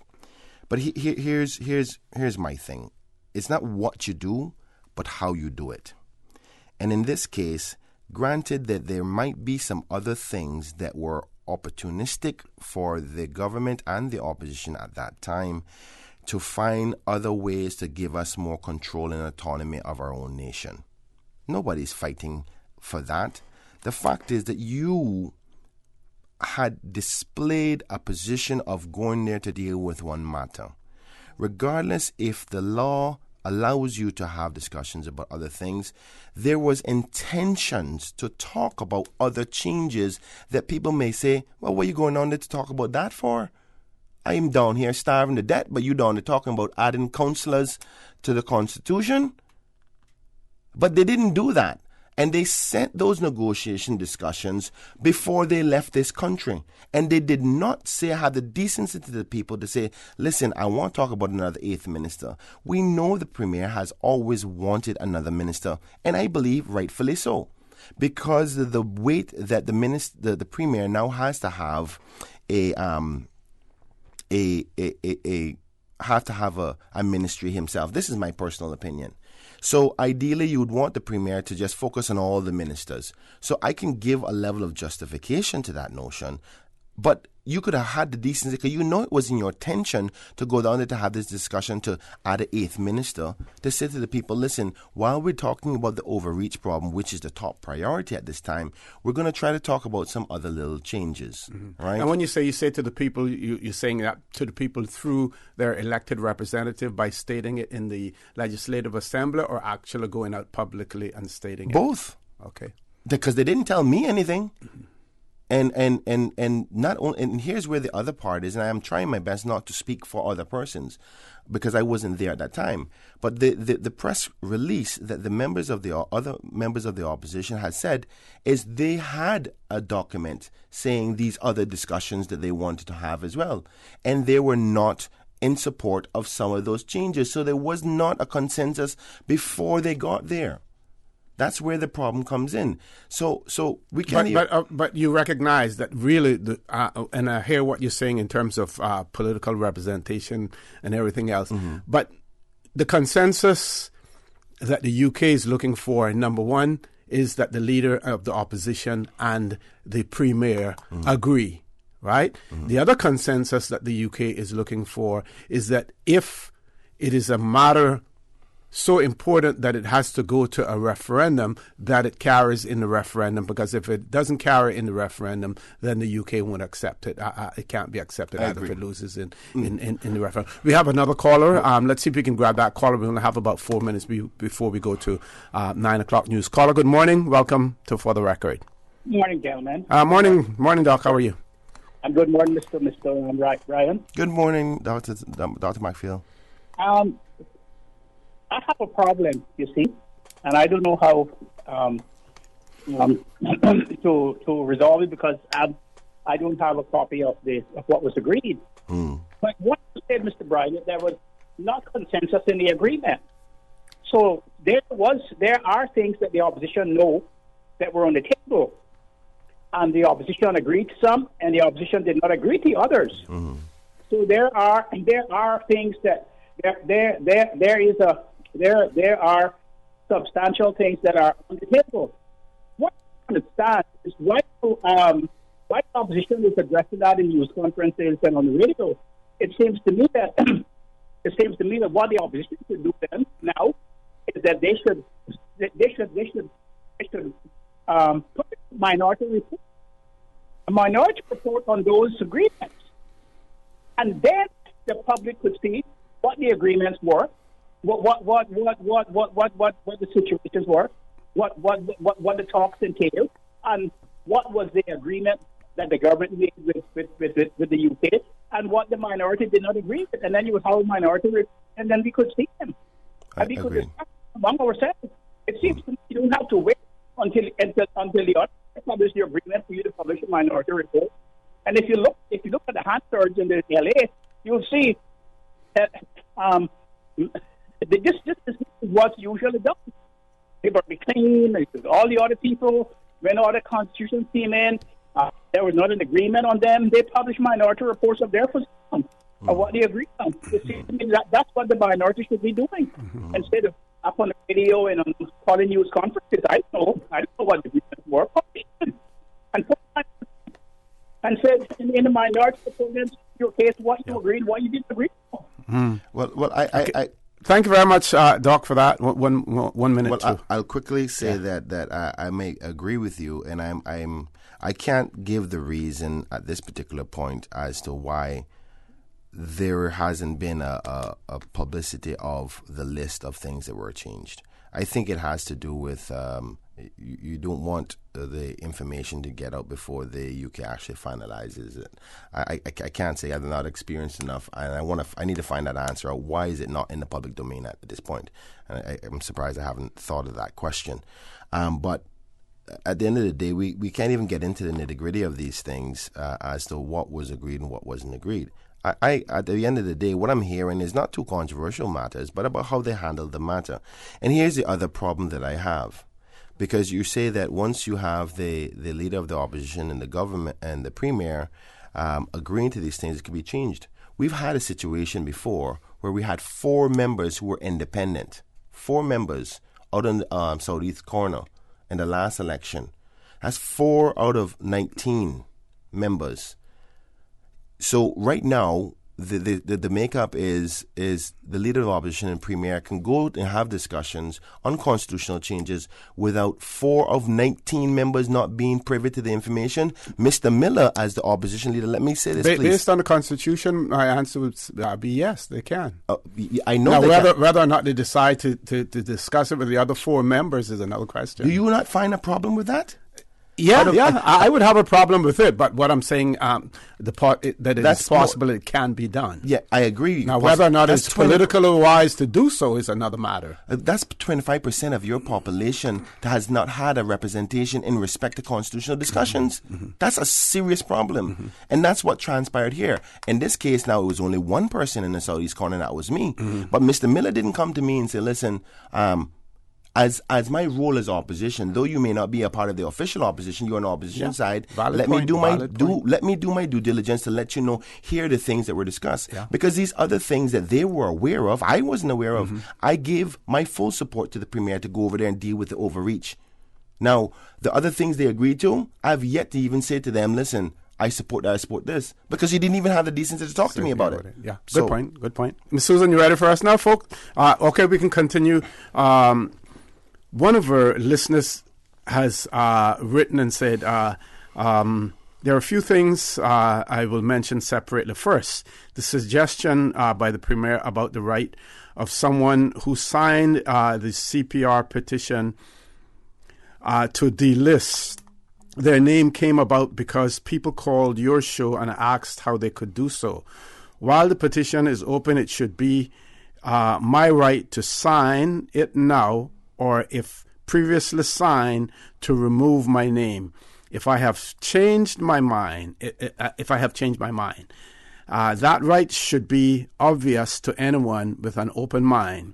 The constitutional changes were done with the then opposition leader and his deputy present. Certainly, MLA Suku did not state any concerns before he left Cayman, nor during the talks that he participated in the UK, nor after he returned to Cayman. There was no concern mentioned. Indeed, in the UK, he and Mr. Miller stated their full support and that of the opposition. So that is one listener's comments in relation to two things: the delisting, the ability of persons to remove their names, while at the same time we're still allowing people to add their names, and the other one. And this whole analogy that people make. So if I voted for someone, I can withdraw my vote. I don't think that is a fair analogy. The point here is that if you're going to keep the register open, if you're going to keep the possibility open for people to add, then you have to. It has to be balanced at the end. I can't disagree with that. But this person.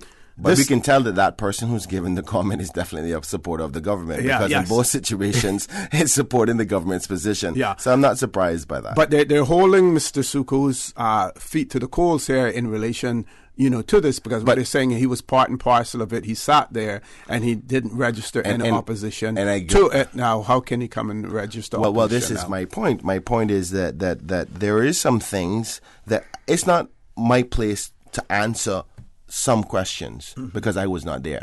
But I know what their positions have been in respect to those concerns, and I know what they've shown me by way of text, by way of email, presenting to Mr. Miller to say, listen, we have a problem with this. I've seen them, but it's not my place to come and fight that battle. And they will come back. At that time, those were internal problems because he was still a leader of the opposition. So here's the question. There's some things you don't do publicly. And I respect that. There's some you have your internal problems. You talk about them. So I'm saying, don't wash your dirty linen in the public. In the public, but I tell you what's going to end up happening is going to have to happen, because they're putting, like you say, Alva out on the fire.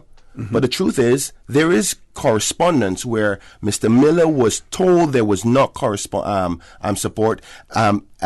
Alva has also indicated to him, listen, this consensus isn't here, but Mr. Miller still moved forward. And he ended up paying the price. Exactly. For it as a result. Exactly. That's time for us to go to headline news. Folks, please stay tuned for the record. We'll be back shortly. Radio Cayman. From Radio Cayman's newsroom. These are the biggest stories right now. Laura Pinedas, a course leader at the Truman Bodden Law School, was invited to present her research on the Cayman Islands law at the International Conference in Hong Kong, China. The 3-day conference was called Unpacking the Complexity of Regulatory Governance in a Globalizing World. France and Ireland say they will not ratify a huge trade deal with South American nations unless Brazil does more to fight fires in the Amazon. The French leader Emmanuel Macron said President Jair Bolsonaro had lied to him about his stance on climate change. There are currently a record number of fires in the Amazon rainforest, one major source for oxygen in the world. And Russia has launched a pioneering floating nuclear power station, which will sail 3,000 miles from the Arctic port in the Far East. The nuclear agency said the mobility station will boost the power supply to remote areas. One of its targets is to power a mining complex, which includes gold mines. Greenpeace sees the project as high risk in a harsh weather environment. Those are your headlines. I'm Carsley Fuller. Radio Cayman, the voice of the Cayman Islands. What's happening in your community? News and information, music and more. You can find us www.radiocayman.gov.ky. Like us on Facebook and follow us on Twitter. Radio Cayman is your choice, your voice for today's biggest news. Radio Cayman.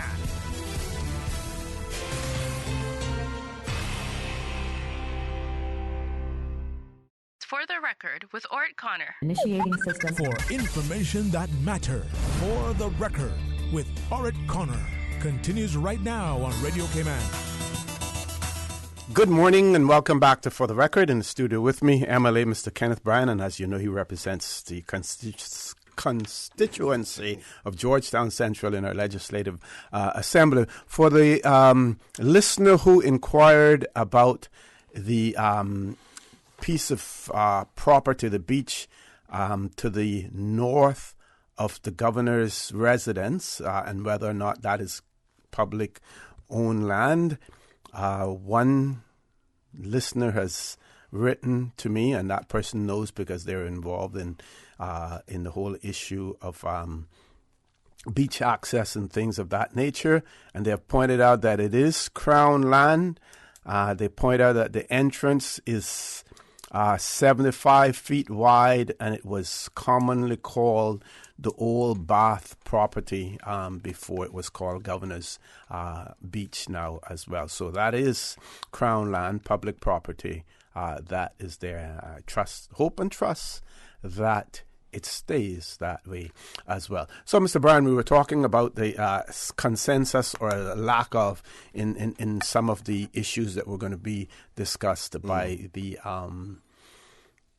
in the talks in London, and the last statement that I made was that the then leader of the opposition, and it appears as if he ended up paying the price. Yes, for his action. Yeah, well, I mean, I am hesitant to get to or make statements that I know because I wasn't there. Mm-hmm. But that's my summarization as well. I assume, and I've seen correspondence where the problem started happening from that stage where there were indications of no consensus, and it seems as if that was ignored. That's what I'm getting. But I wasn't there, so I am going to not step out of my place. But I can focus on the things that I see from my position today as a member of the opposition and when I was independently by myself. Mm-hmm. Now, before I close up this subject, I want the listening audience to know I know that there's more important things. There's a lot of things that are going on, and we're here bickering and talking about the constitutional changes when you are struggling to pay your light bills, you're having difficulty getting a job, you're dealing with the high cost of living, you're worrying about crime, you're worrying about your pension, you're worrying about your health. And I sometimes I'm disappointed that I have to be sitting down here talking about things that shouldn't have to be spoken about in this particular way. Mm-hmm. It should be more of we already know where we're at with these things. The whole country is on board, and we're doing this together. That should be the conversation. And as far as that goes, right? So I want you to be mindful that I am mindful of that there's other discussions important to you. But we have to flush this out because of the seriousness of changes to the Constitution on your life and the future life of all of us and your children. That's why we're spending so much time on this. Because sometimes people go, Kenneth, man, I'm sick of hearing the port. I'm sick of hearing about the constitutional changes. What about the fact that I can't get my child to school on time because of traffic? And I understand that. Unfortunately, sometimes you're forced to deal with the things that are current at the hand. So highlighting that. The changes that have been proposed, there's so many parts of them that I from outside, not being involved in the discussions with the opposition at the time, have problems with. The 8th Minister is one of them, and here's why. And it's not because I don't think we necessarily need an 8th Minister. This is my personal opinion. Mm-hmm. I think because the government was not bold enough to actually come to the people and say the truth of the matter is, with the workload, ideally a premier, not only Alden, but any premier from now and in the future should ideally not have to have any particular ministry or department to be focused on.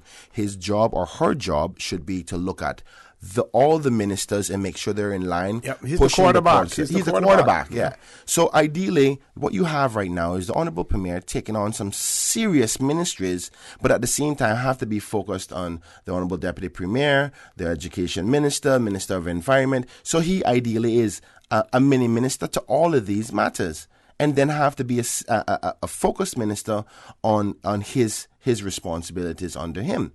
And this is why we're seeing situations where you haven't heard the Premier said one thing about work yet, other than the statement in the floor of the House, because he basically has a councillor doing all the work. And the reason for that is because he doesn't have the time. When you're traveling internationally, dealing with international matters, it's hard to be focused on that sole department. So I get the justification for it. But here's where the problem is for me. If you want to increase the membership of the executive, you change the balance of power of a no confidence motion in respect to the government, because you increase the numbers of persons you need to be selected from the executive to vote against themselves. You're basically going to ask ministers to say, listen, I want you to sign or support the notion that you agree that your own policies are no good and that you're failing the country. You know how hard that is? That's very difficult to do. Now, and that's why you're changing the balance of power. Ideally, to have a proper 2/3 of legislature to have a vote of no confidence in the government, ideally the Premier or the opposition at that time and the government should have done is say, listen, ideally, you see that I need another 8th minister. If you were in government, you would probably want an 8th minister as well. Why don't we suggest that we add 2 more members to Parliament so the equal balance of power is still available? No, they won't do that. You know why they won't do that? Because they know it's going to be difficult to go to the people and say we need more politicians. And you would have to, that is certainly one item that you would have to go to the people on. So it affects the way things are configured now, Yes. Yeah, so ultimately, you're willing to jeopardize the balance of democracy in your own interests. Of course, I want the Premier to be able to have the time to focus on all the issues. I'm not that silly, but it's about how you go about things. Here's another one I have a problem with. You hear about the councillors and actually call them, what's the secretary called again? Parliamentary secretaries. Parliamentary secretaries. And these parliamentary secretaries will basically be doing what they're doing now in respect to the fact that they can act on behalf of the minister sometimes. Where there is a problem for me with that, and why I would have supported more members to Parliament, is you see what transpired with the PAC appointments. You have Barbara Connolly, who's on PAC, Austin Harris, who's on PAC, and that basically means that they're councillors who act on behalf of their ministers, and David, as a councillor, who goes into the executive and make decisions about financial matters. And then you expect them, and the government intended to have 3 of them. That's their intention. 3 of 5 who are in cabinet on time to time to be on Public Accounts Committee. And Public Accounts Committee's job and role is to scrutinize the spending when the 3 of them were actually involved in the spending itself. That is ludicrous. And that's exactly what they're going to do now, because you want to officially put them in a position of permanent secretaries, which gives them legal or authority more than what they have now in respect to a council position, and then still have it the way it is in Public Accounts Committee. Come on. So the reason why I think they're not telling the public about these things is because the public then don't have the opportunity to scrutinize those decisions. Why is the list not out? Why is it that the man at the gas station or the secretary at the office or the school teacher hasn't seen this list and say, let me see if my politicians went down there and negotiate something good? Why we haven't seen that yet? You know when you're going to see it? 21 days before it goes to Parliament, when nobody has no time to examine it. And that is disgusting. That's my opinion. Okay, time for us to take a commercial break. Folks, please stay tuned. The conversation with MLA Mr. Kenneth Bryan will continue after this short commercial break. It was a day that changed my life. No words can describe the feelings of seeing my baby boy sick for the first time. The overwhelming feeling of fear to be responsible for his health and happiness became my priority. So I did what any nurturing mother would do when their baby is sick. I took him to get some of the best medicine possible. CTMH Doctors Hospital Pharmacy understands the importance of careful decisions you make every day for your family. Our staff work towards healthcare excellence and providing the most current and up-to-date training with pharmaceutical care, so you can feel confident in knowing that your family is safe with the right medication. At CTMH Doctors Hospital Pharmacy, we take care of your health. Have you seen the latest? Cayman has been ranked the most expensive place to live. It's time to buy smart. It's time to buy Ropers. Find everything for your home and kitchen at low prices at Ropers. Ropers Janitorial, 949-2511. Email janitorial@ropers.ky. Clean up your spending with Ropers Janitorial, 949-2511. Ropers Janitorial also offers complete janitorial service for commercial, industrial, and residential. They get the job done right every time. Ropers Janitorial, 949-2511.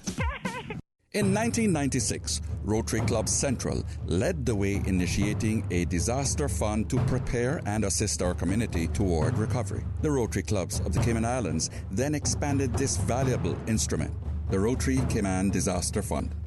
Thereafter, Rotary District 7020, a group of 86 clubs over 10 countries in 16 islands across the Northwest Caribbean, grew this idea, the Rotary District 7020 Disaster Fund. Today, this Rotary Central idea has worked relief and recovery, assisting communities throughout this region. Rotary, with you before, during, and after. Rotary, connecting the world. Always ensure that food preparation utensils are washed with a strong detergent and rinsed in hot water in the event that they have made contact with flood water. Boil silverware for 10 minutes and immerse glass, porcelain, china, and plastic items in a solution of hot water and 10% chlorine bleach before use. For more post-hurricane food safety tips, visit DEH website at deh.gov.ky.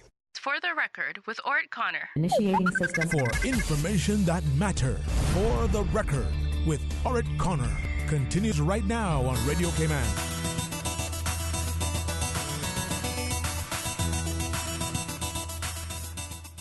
And good morning and welcome back to For the Record. In the studio with me, MLA, Mr. Kenneth Bryan. Just a quick traffic note. Apparently there's an accident in the vicinity of the Camana Bay roundabout, so people are being urged to drive with caution, and there will maybe they should stay in the outer lane coming off the Estella Tibbetts Highway. They should stay. So that's heading north towards West Bay. Stay in the outer lane when you're coming off the Estella Tibbetts Highway. Yes. So you will encounter some delays in traffic heading towards West Bay and in that area as well. Mr. Bryan. Thank you, OC. I just want to say that I think it's time for us to move on. Sure. Topic because whatever topic you want to cover. There is one concern that I have about district councils, because there is a narrative that I always get from the public about there's only one district council in the Cayman Islands, and that's in Northside. And I want to take this opportunity to give credit to the member from Northside for his commitment to a committee that acts very similar to what could be established as a district council.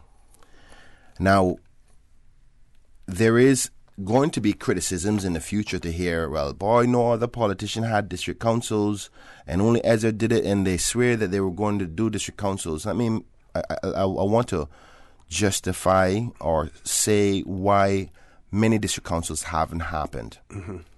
Because without the implementation of district councils legislation, any committee that is formed is just no different than any committee that advises me with the political things that I do. The committee that I have that help get me elected and help advise me on things that I need to talk about and address in the community is no different than the one that Ezra has at this particular point. And this is not a pick at him. But what I'm seeing transpiring and I think is going to end up being used as a political tool, is people saying, well, you didn't implement your district councils. And I want to say exactly why other district councils have not been put in place. Because many people are using their own committees to function on the roles that a district committee would normally do, which is go around the community and say, listen, Kenneth, you need to look at this road, or Alva, you need to check about this flooding down here, or we need some stoplights.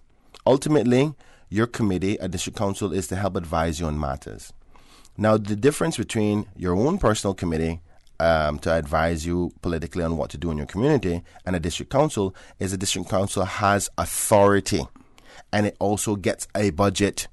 The fact that the Premier has not implemented the District Council's law and done it the formal way the law says it is, or make the necessary changes to put it the way he wants it, because he says he doesn't want it this way, that's why it's not implemented. Fine, either way, get it changed. So the difference is simply the fact that let me finish this thought. Just one word that you're using is implemented, because the Advisory District Council's law is in place. Yes. It's just a matter of whether or not he's following the path that has been established by, because it has to do with the appointment of members and stuff like that. And so as long as members are not appointed, then you can't have a functioning one based on the they had no authority. Yes. So you can't get the authority of what a district council member would have or a committee would have if they're not appointed by the Premier. That's what the law says. So, and anyway, just to wrap that up, I know you have callers, is the reason why they have not been selected is because they cannot legally have any authority. Even if I went out and said, listen, these are 10 people that I like, the law will say they have no teeth. They can't go out there and effectively do anything. They can't write a report and bring it to Parliament to say, this is what I want my politician to do. Or they can't get any money from central government, because they can't be allotted monies from the central government because they haven't been appointed under the law. So I want to clarify that, because people are going to say, well, Kenneth, why didn't you put in your district councils? I can't make something unlawful. And many other members, and this is not only going to be for opposition members, it's going to be for government members as well. Because some people try to say, well, I've done this, but the rest of them haven't done it. They can't do something. The committee that advises Mr. Miller is only a committee. I have a committee that advises me as well. I just don't make it, I don't pretend to make it what it's not. He doesn't have a district council, because a district council has to have authority under the law. But he can have a council that operates on the basis of the law. So, for instance, I have one that does the same thing. Okay, I just don't publicize it. And in terms of your committee, there has to be consensus on issues and things of that nature. Do you have established rules? Because it seems as if Mr. Miller has established rules and procedures for the functioning of his committee. Fair enough, and that's how he has decided for it to go. A district council will be done on the basis of what the law says, not what he thinks. What does the law say? That's my point. My point is that you have something, you've established. I give him credit for establishing something to help advise, and that's. And good. He had that. But the other thing to bear in mind, he had that before the legislation. Yes, exactly. So he didn't fashion it on the basis of the district council. Exactly. So I'm not suggesting that what he's doing is not good, because it is good, and I'm happy that he has it. But do not give this narrative that you are doing something within the Constitution or within the law when you're not, because that's not what has been established. Somehow nobody can do it. Somehow I get the sense that, and I'm saying this, I'll probably get attacked for it. Somehow I get the sense that somebody knows that Mr. Miller is going to use that to attack. When he forms his party, he's going to use that to attack his opponents. We have 3 callers, and we're going to ask them to be as brief as possible. And you may say, well, he wants me to be brief, but they've been doing all the talking all the time. But we're going to try to give you a reasonable amount of time. 4 calls. First caller, good morning, and we will probably have to take a break in between the calls as well. First caller, good morning. Welcome to For the Record. Hello. Good morning. Good morning. Good morning. Good morning to you, Mr. Moderator, and good morning to you, Mr. MLA. Good morning, sir. I want to congratulate you on your program. You're saying things that need to be said. Thank you. Some of the fundamental things that I find with our form of governance and you're talking about the workload of the minister. Fact that in our system of governance, the so-called Westminster system, and the flaws that exist in that, is that there's no separation of powers. Those that administer the laws are the ones that pass the laws. Therefore, they are the law. Therefore, they are also the Constitution. And that is why, we have adopted the UK system, which does not have a written constitution. Mm-hmm. It is built on conventions and... But caller, as a British overseas territory, do we have any other option but to adopt the British system? It's true. Good point. Okay. Let me just draw a quick analogy.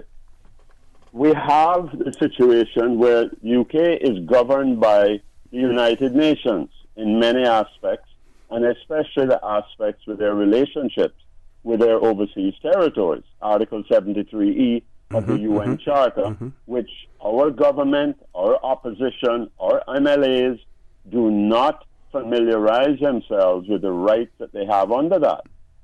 Let us look at what happened with Denmark and Greenland and Donald Trump. Donald Trump said he wanted to buy Greenland. Now, he didn't say whether it was for Donald Trump or whether it was for the United States, so that's still a little mystery there. But the Denmark response is, that is a matter for the Greenland people. Greenland is, in effect, a colony of caller, don't drift too much from your point, because remember we've got three behind you. Okay. I am definitely right on point. Good. It's okay. just that they understand the relationship, and they are not subjected to the way the UK has treated their colonies over the years versus the way Denmark understands their relationship and the freedoms and the decision-making process that will take place in Greenland if anything like that was to happen. The same thing is true for Iceland when in the end of the financial crisis, and we're getting into too much detail right now.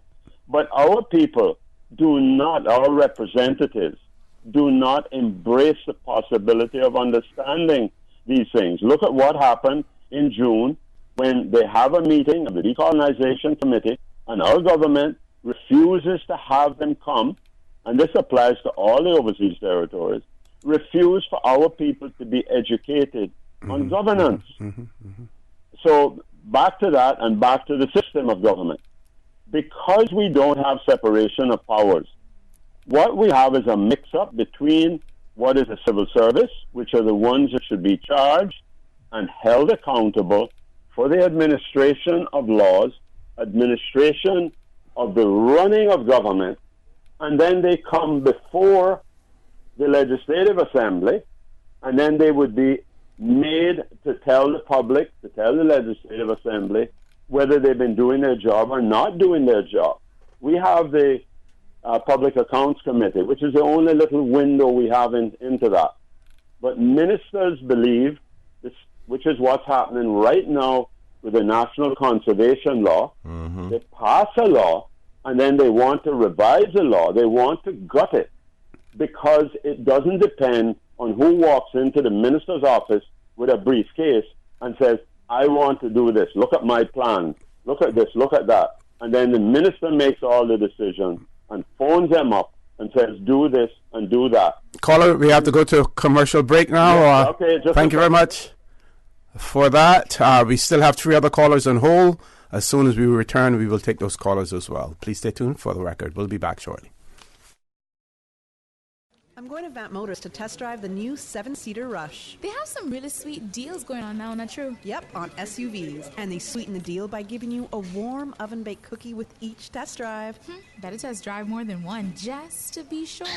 Take a test drive for a sweet surprise this month at Vamp Motors. Test drive any SUV and receive a freshly baked cookie. It's our way of saying thanks for dropping by to check out our huge sale on every SUV in stock. Save up to $4,400 during Vamp's summer SUV sale. That's every SUV in stock on sale for thousands off or cash back. Sweeten the deal only at Vamp Motors, Walkers Road. At Seaboard Marine, customers often ask us questions about their shipments. Hi, I'm thinking of buying a car from the States.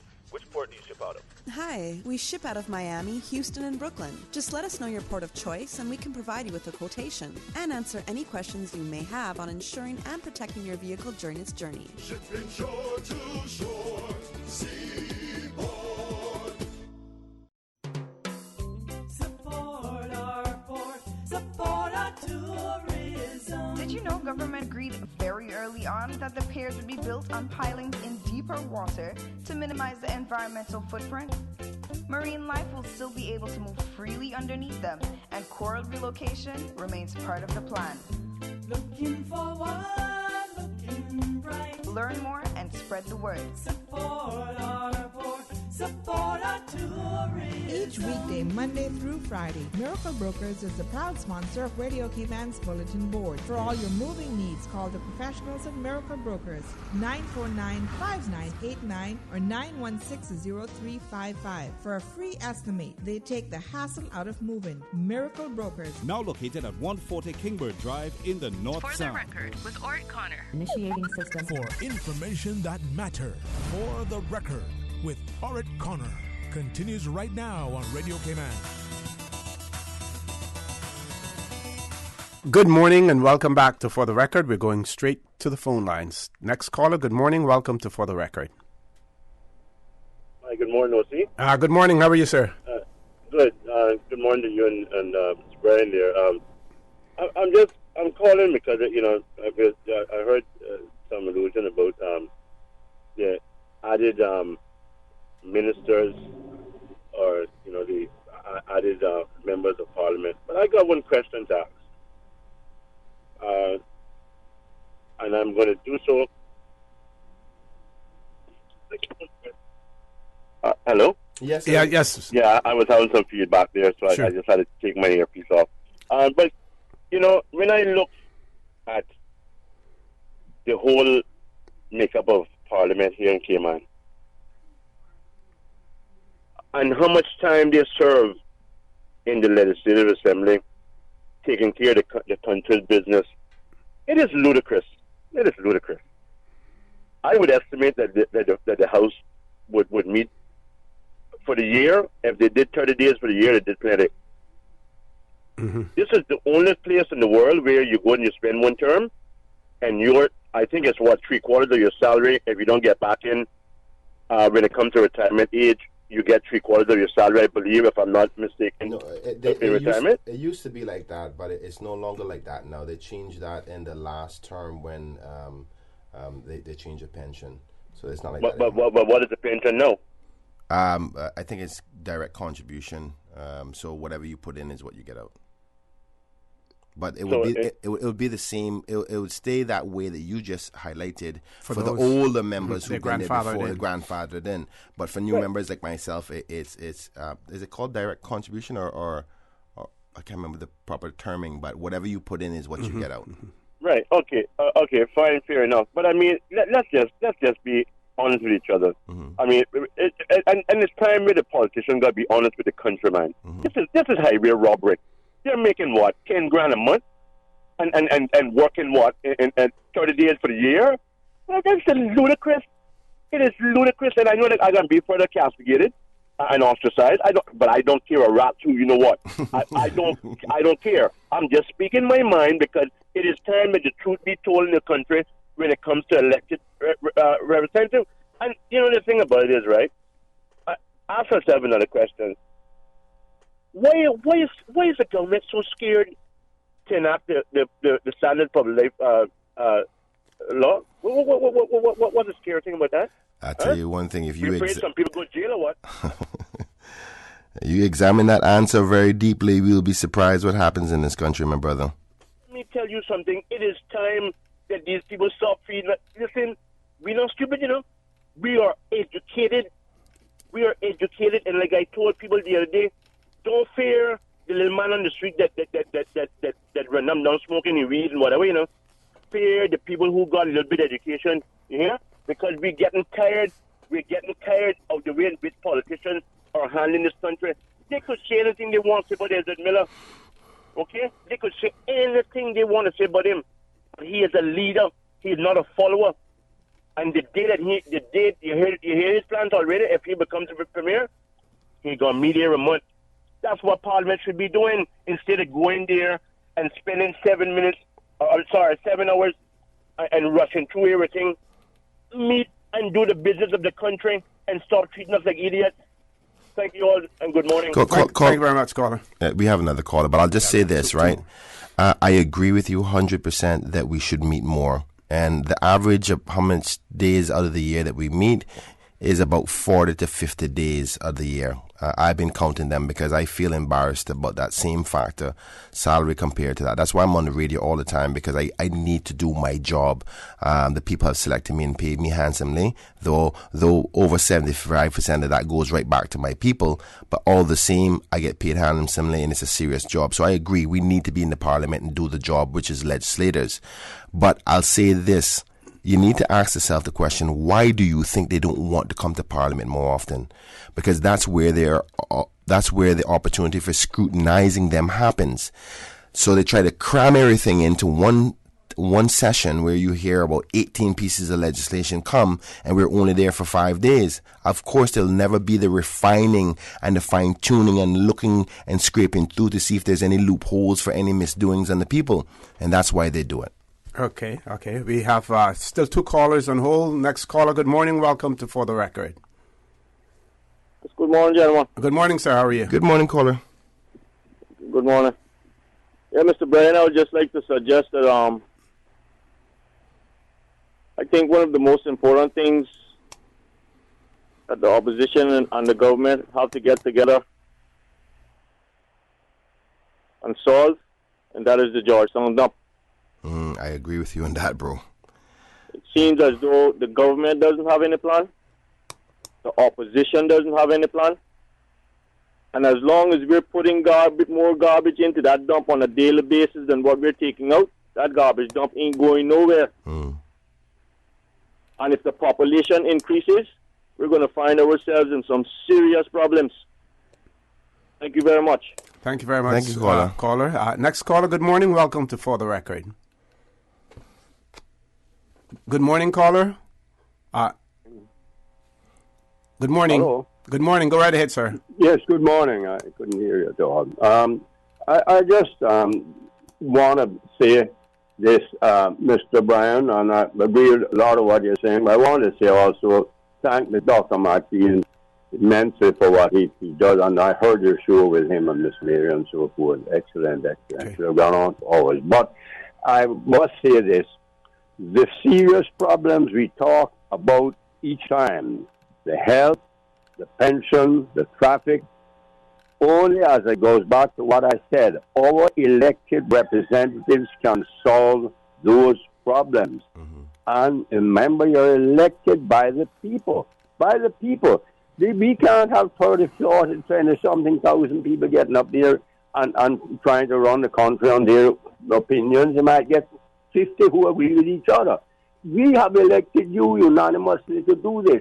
Those problems are the major problems. They can be solved. I suggested something 20 years ago for the pension and the health.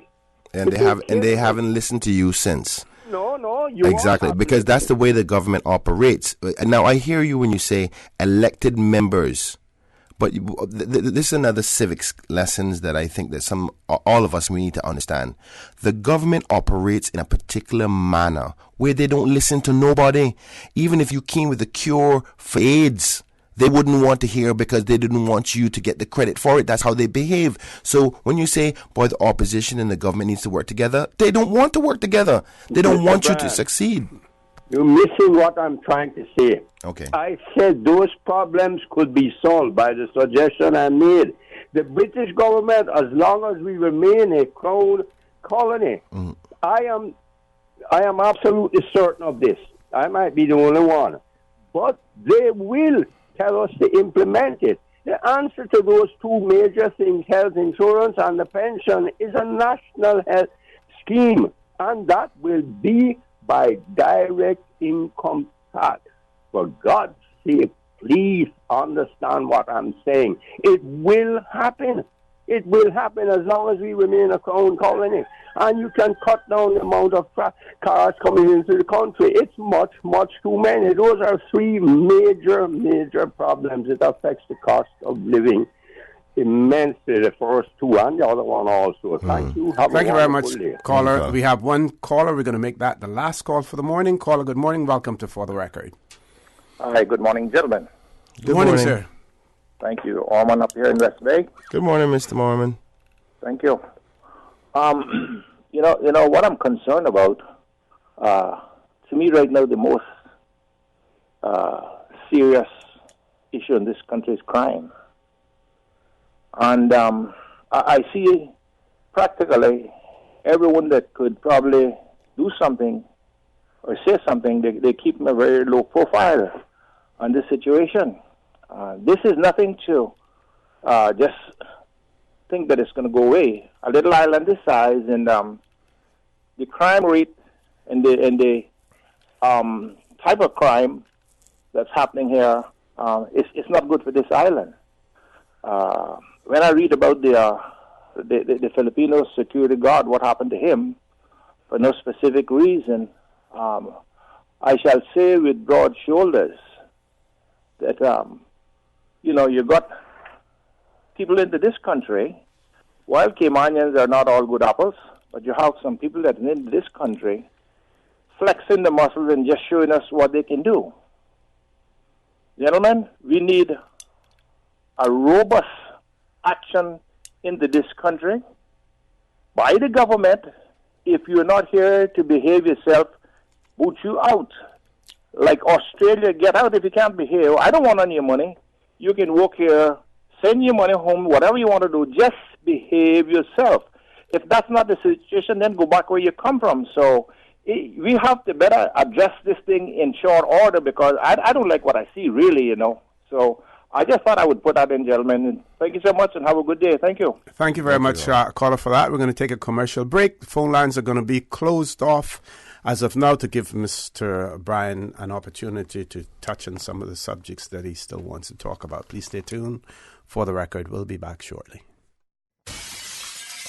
Sometimes things just don't go as planned. That's why you need Contractors All Risk Insurance from Fidelity Insurance Brokers. Ensure you're covered in the event of property damage and third-party injury or damage claims during your construction projects. And with Fidelity Insurance Brokers, you can be sure you are getting competitive pricing and superior customer service. Call us today for a free quote. Fidelity, we're good for you. In 1996, Rotary Club Central led the way initiating a disaster fund to prepare and assist our community toward recovery. The Rotary Clubs of the Cayman Islands then expanded this valuable instrument, the Rotary Cayman Disaster Fund. Thereafter, Rotary District 7020, a group of 86 clubs over 10 countries in 16 islands across the Northwest Caribbean, grew this idea, the Rotary District 7020 Disaster Fund. Today, this Rotary Central idea has worked relief and recovery, assisting communities throughout this region. Rotary, with you before, during, and after. Rotary, connecting the world. Hey, are those new glasses on Will? Yeah, we went to Optical Outlook. Wham, bam, easy exam. Finally, an exam he could pass. And we had the glasses the next day. Easiest part of our back-to-school shopping for sure.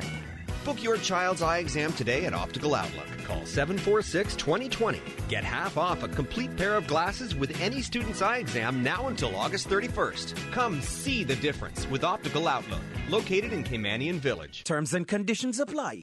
Headlines. With the latest headlines. Headlines. All the news when you want it. Tune in to Radio Cayman for hourly headlines of the day's top stories. One of Cayman's bright and shining young stars. Local, regional, international. Headlines. Turning to international news. Updates on the hour between 7 a.m. and 6 p.m. on weekdays. Radio Cayman News. Headlines. Your voice, your choice for today's biggest news. Support our port, support our tourism. I support building the piers because the cruise industry puts millions of dollars into our economy each year. Without that revenue, young people like me risk facing an uncertain future. Learn more and spread the word. Looking for one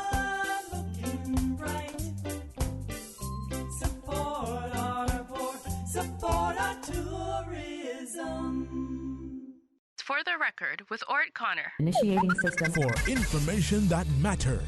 For the Record with Orrett Connor. Continues right now on Radio Cayman. Good morning and welcome back to For the Record. In the studio with me, MLA Mr. Kenneth Bryan, and we've closed off the phone lines for now. We're talking about constitutional changes earlier, and I just want to share this with you, Mr. Bryan, and with our listening audience, with our audience, listening or viewing as well. 24th of August, 1967, Tradewinds newspaper. Ousting of 2 executive council members. Legislative Assembly says no. Lack majority. But the important part of that article has to do with why they were seeking to oust the members of Executive Council. Article says a special meeting of the Legislative Assembly at the Georgetown Town Hall 10 a.m. on August 17th sought to remove the elected members of the Executive Council, the Honorable T.W. Farrington and Captain Eldon Cockernell, and have them replaced in Executive Council. This is, right? This came about as a result of the publication of a government notice number 84 dated July 24th, 1967, whereby members of the Legislative Assembly learned that constitutional amendments relevant only to the Civil Service Department had been accepted by the executive.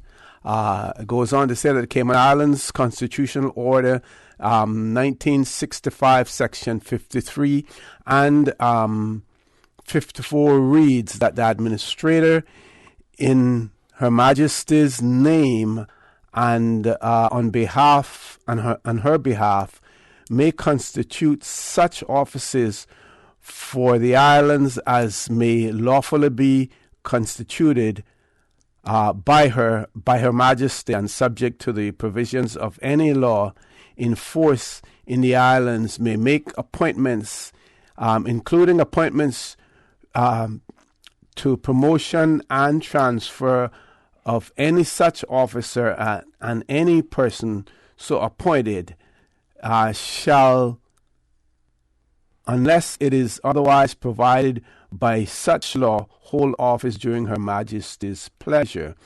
So,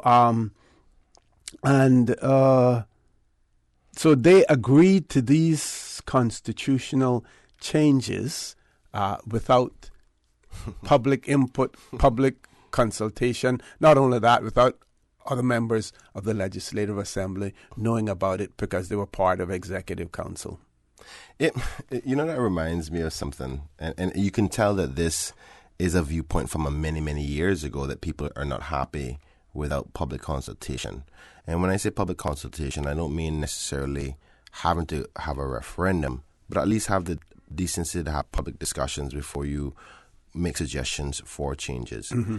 I've heard, and again, I'm not picking on Mr. Miller, but Mr. Miller is the only one so far who has come out outside of the opposition to talk about the constitutional changes, because the government is too afraid to do so. But he said that, we will have an opportunity to talk about it when it comes to the Parliament. We know that the current procedures of the standing orders of the Legislative Assembly is 21 days for anything to be discussed before it comes to the Parliament, for it to be discussed. Now, if the government has not released the changes, the proposed changes so far, for us to start to have dialogue and discussions and analysis of the changes, how can we lobby our members, our representatives in the various different constituencies across the Cayman Islands as to whether they support one or more of these changes? This is what they do all the time. They give you the very smallest amount of time possible for you to think about the effect of any change on them, whether it's a policy effect, legislative effect, or constitutional effect. 21 days to go through 13 is what I'm hearing the rumblings are, changes, and what those changes actually mean to the country. I mean, more constitutional change, you have to be a lawyer to interpret the ripple effects of that. But you want to give the people only 21 days? Why they haven't released the document? And it just shows me, and what it tells me is you have no intention of really getting the input of the people. And there is many politicians, quite like the caller, has the position that, you have elected me to make the decision on your behalf. I agree with that. But with my consultation, come talk to me. Give me the decency to at least have a conversation with me about it. I was happy, and most people would support him because most of the things that I've heard so far are legitimate. There's good cases to argue for them. Just come and talk to me. And again, this is what the biggest problem with this government is, not necessarily what they do, but how they go about doing it. You don't respect the people. The people put you there. And if they want to continue in that behavior, I think they're going to be saddened by the results of the next election, because it's not what you do, but how you do it. And that's what I was always taught when I was growing up.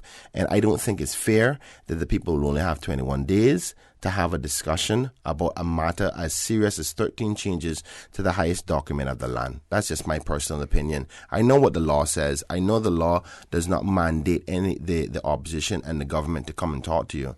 All it does is mandate that when you have a discussion on the floor of the House, you give them 21 days notice and they have a discussion on the floor of the House. But I tell you this, many politicians, even when bills are coming to the House, don't even let the people know that there's bills coming for you to get feedback from them. That's why it's so important for me to come on the radio. And every time there's bills coming to the House, I come on the radio, I have my folder with all the bills, and I say what they are, I say what questions I have, and as soon as I get off the radio, people will call me and say, Ken, boy, that's a good one. Boy, I don't want you to support this, because I'm trying to get the feedback and communication with the people.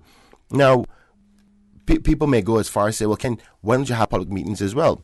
We try that process. Sometimes only 10 people show up. So I use platforms like this to have that dialogue and that discussion. But I'm so glad you read that article, because that was from 67, where from then there came a cultural attitude towards any significant changes is one, you have consultation with me about these things. And I'm worried because, and I'll give you an example. The law, the UK has said as long as there's support from the opposition and the government, they're willing to make the changes. But then the Premier have said to me before that the opposition leader is obligated not only to the official opposition, it's his obligation to all the members of the opposition to inform them about what's going on. So he says, it's not my responsibility to tell you anything. That's when this constitutional talks came up, because I want to know what's going on. Matter of fact, I think I should have went to the constitutional changes too, because that way, that if Ezard at that time was, or the elected member for Northside was the voice of those five, then I am the voice of the Central, because I was an independent member. But there wasn't even decency to have those types of talks. Mm-hmm. And the premise of why the UK put the stipulation as to say the Premier and the opposition, because in their parliamentary position, they speak on behalf of all the opposition, and the government speaks on behalf of all the government members, the Premier. But in this case, we do this ad hoc approach and our immaturity with politics, you had a situation in the last administration, you had Alva Suku, Anthony Eden, Arden McLean, Ezard, and Winston. 5 of them on the out in the southeast corner. 5. Matter of fact, I said 4 earlier. 5 of them over to one side. And but the Premier at that time, Alan McLaughlin, and the Speaker of the House was the opposition leader, had discussions about changes. Were they involved in it? 5 out of 19, that's over 25% of your population not involved in discussion by way of their representatives. And this approach is why people are unhappy. I guarantee you that, at least I'm of the view, that when the list of changes come out, people are going to say, you know something, 12 of them I'm probably going to be okay with. But it's not what you do, it's how you do it. Mm-hmm. Have the decency to talk to me about it. And I think that's the biggest problem in respect to that. And then there is the political stuff where there's accusations as to whether you were in support or not, and this back and forth. I've seen correspondence by the opposition members, and I support them in their position. They didn't have consensus before, and they're trying to paint this picture that they did and they didn't. And that's the reason why, like you rightfully said, one of the triggering factors to unfortunately what happened with the then opposition leader, Mr. Miller, why he was ousted. But you see, the thing that, and I'm going to give credit where credit is due, the credit that is not being given to the current leader of opposition is he goes, Kenneth, there's some things you just don't talk about. It's not worth it. I'm not here to undermine Mr. Miller, as long as we have our differences. But he can't even defend himself because he's trying to be morally correct politically. But that's one of the key reasons why it started. But he doesn't want to say that because he doesn't get any brownie points for that. So I don't think it's fair that the opposition members that were involved in this get the licks for some decisions that I believe Mr. Miller at that time took when he knew he didn't have consensus. When I've seen correspondence with the other members of the opposition to saying, listen, we don't agree with this, I don't think you should agree to that. And then you want to throw Alva underneath the bus when Alva is there to support you as the leader of opposition. What are you supposed to do? Get up in England and walk out the room and say, Mr. Leader, you're not supposed to do this? Come on. It's not fair and it's not right. And they know. And I tell you, it's going to get really nasty in the future because some documents are going to come out proving that some people went down there with their own agenda listed out and not what the people were told the discussions were going to be about. Okay. So very quickly to one of the callers who talked about the length of time spent in the legislature in terms of meetings. But what also has to be recognized that in terms of representation, it not only occurs in the Legislative Assembly, but in I would say that 90% of it occurs outside of the Legislative Assembly, and you go to the Legislative Assembly when there are matters, bills that you want to become law or whatever, actions that have to be taken as well. And that agenda basically is set by the government, not by the opposition. Yeah. I thank you for highlighting that because I don't want people to think that the opposition don't want to be there. But we don't have the control of when it's called. But the second part is, and this is in favor of the government, because I'm fair when it's right to be fair.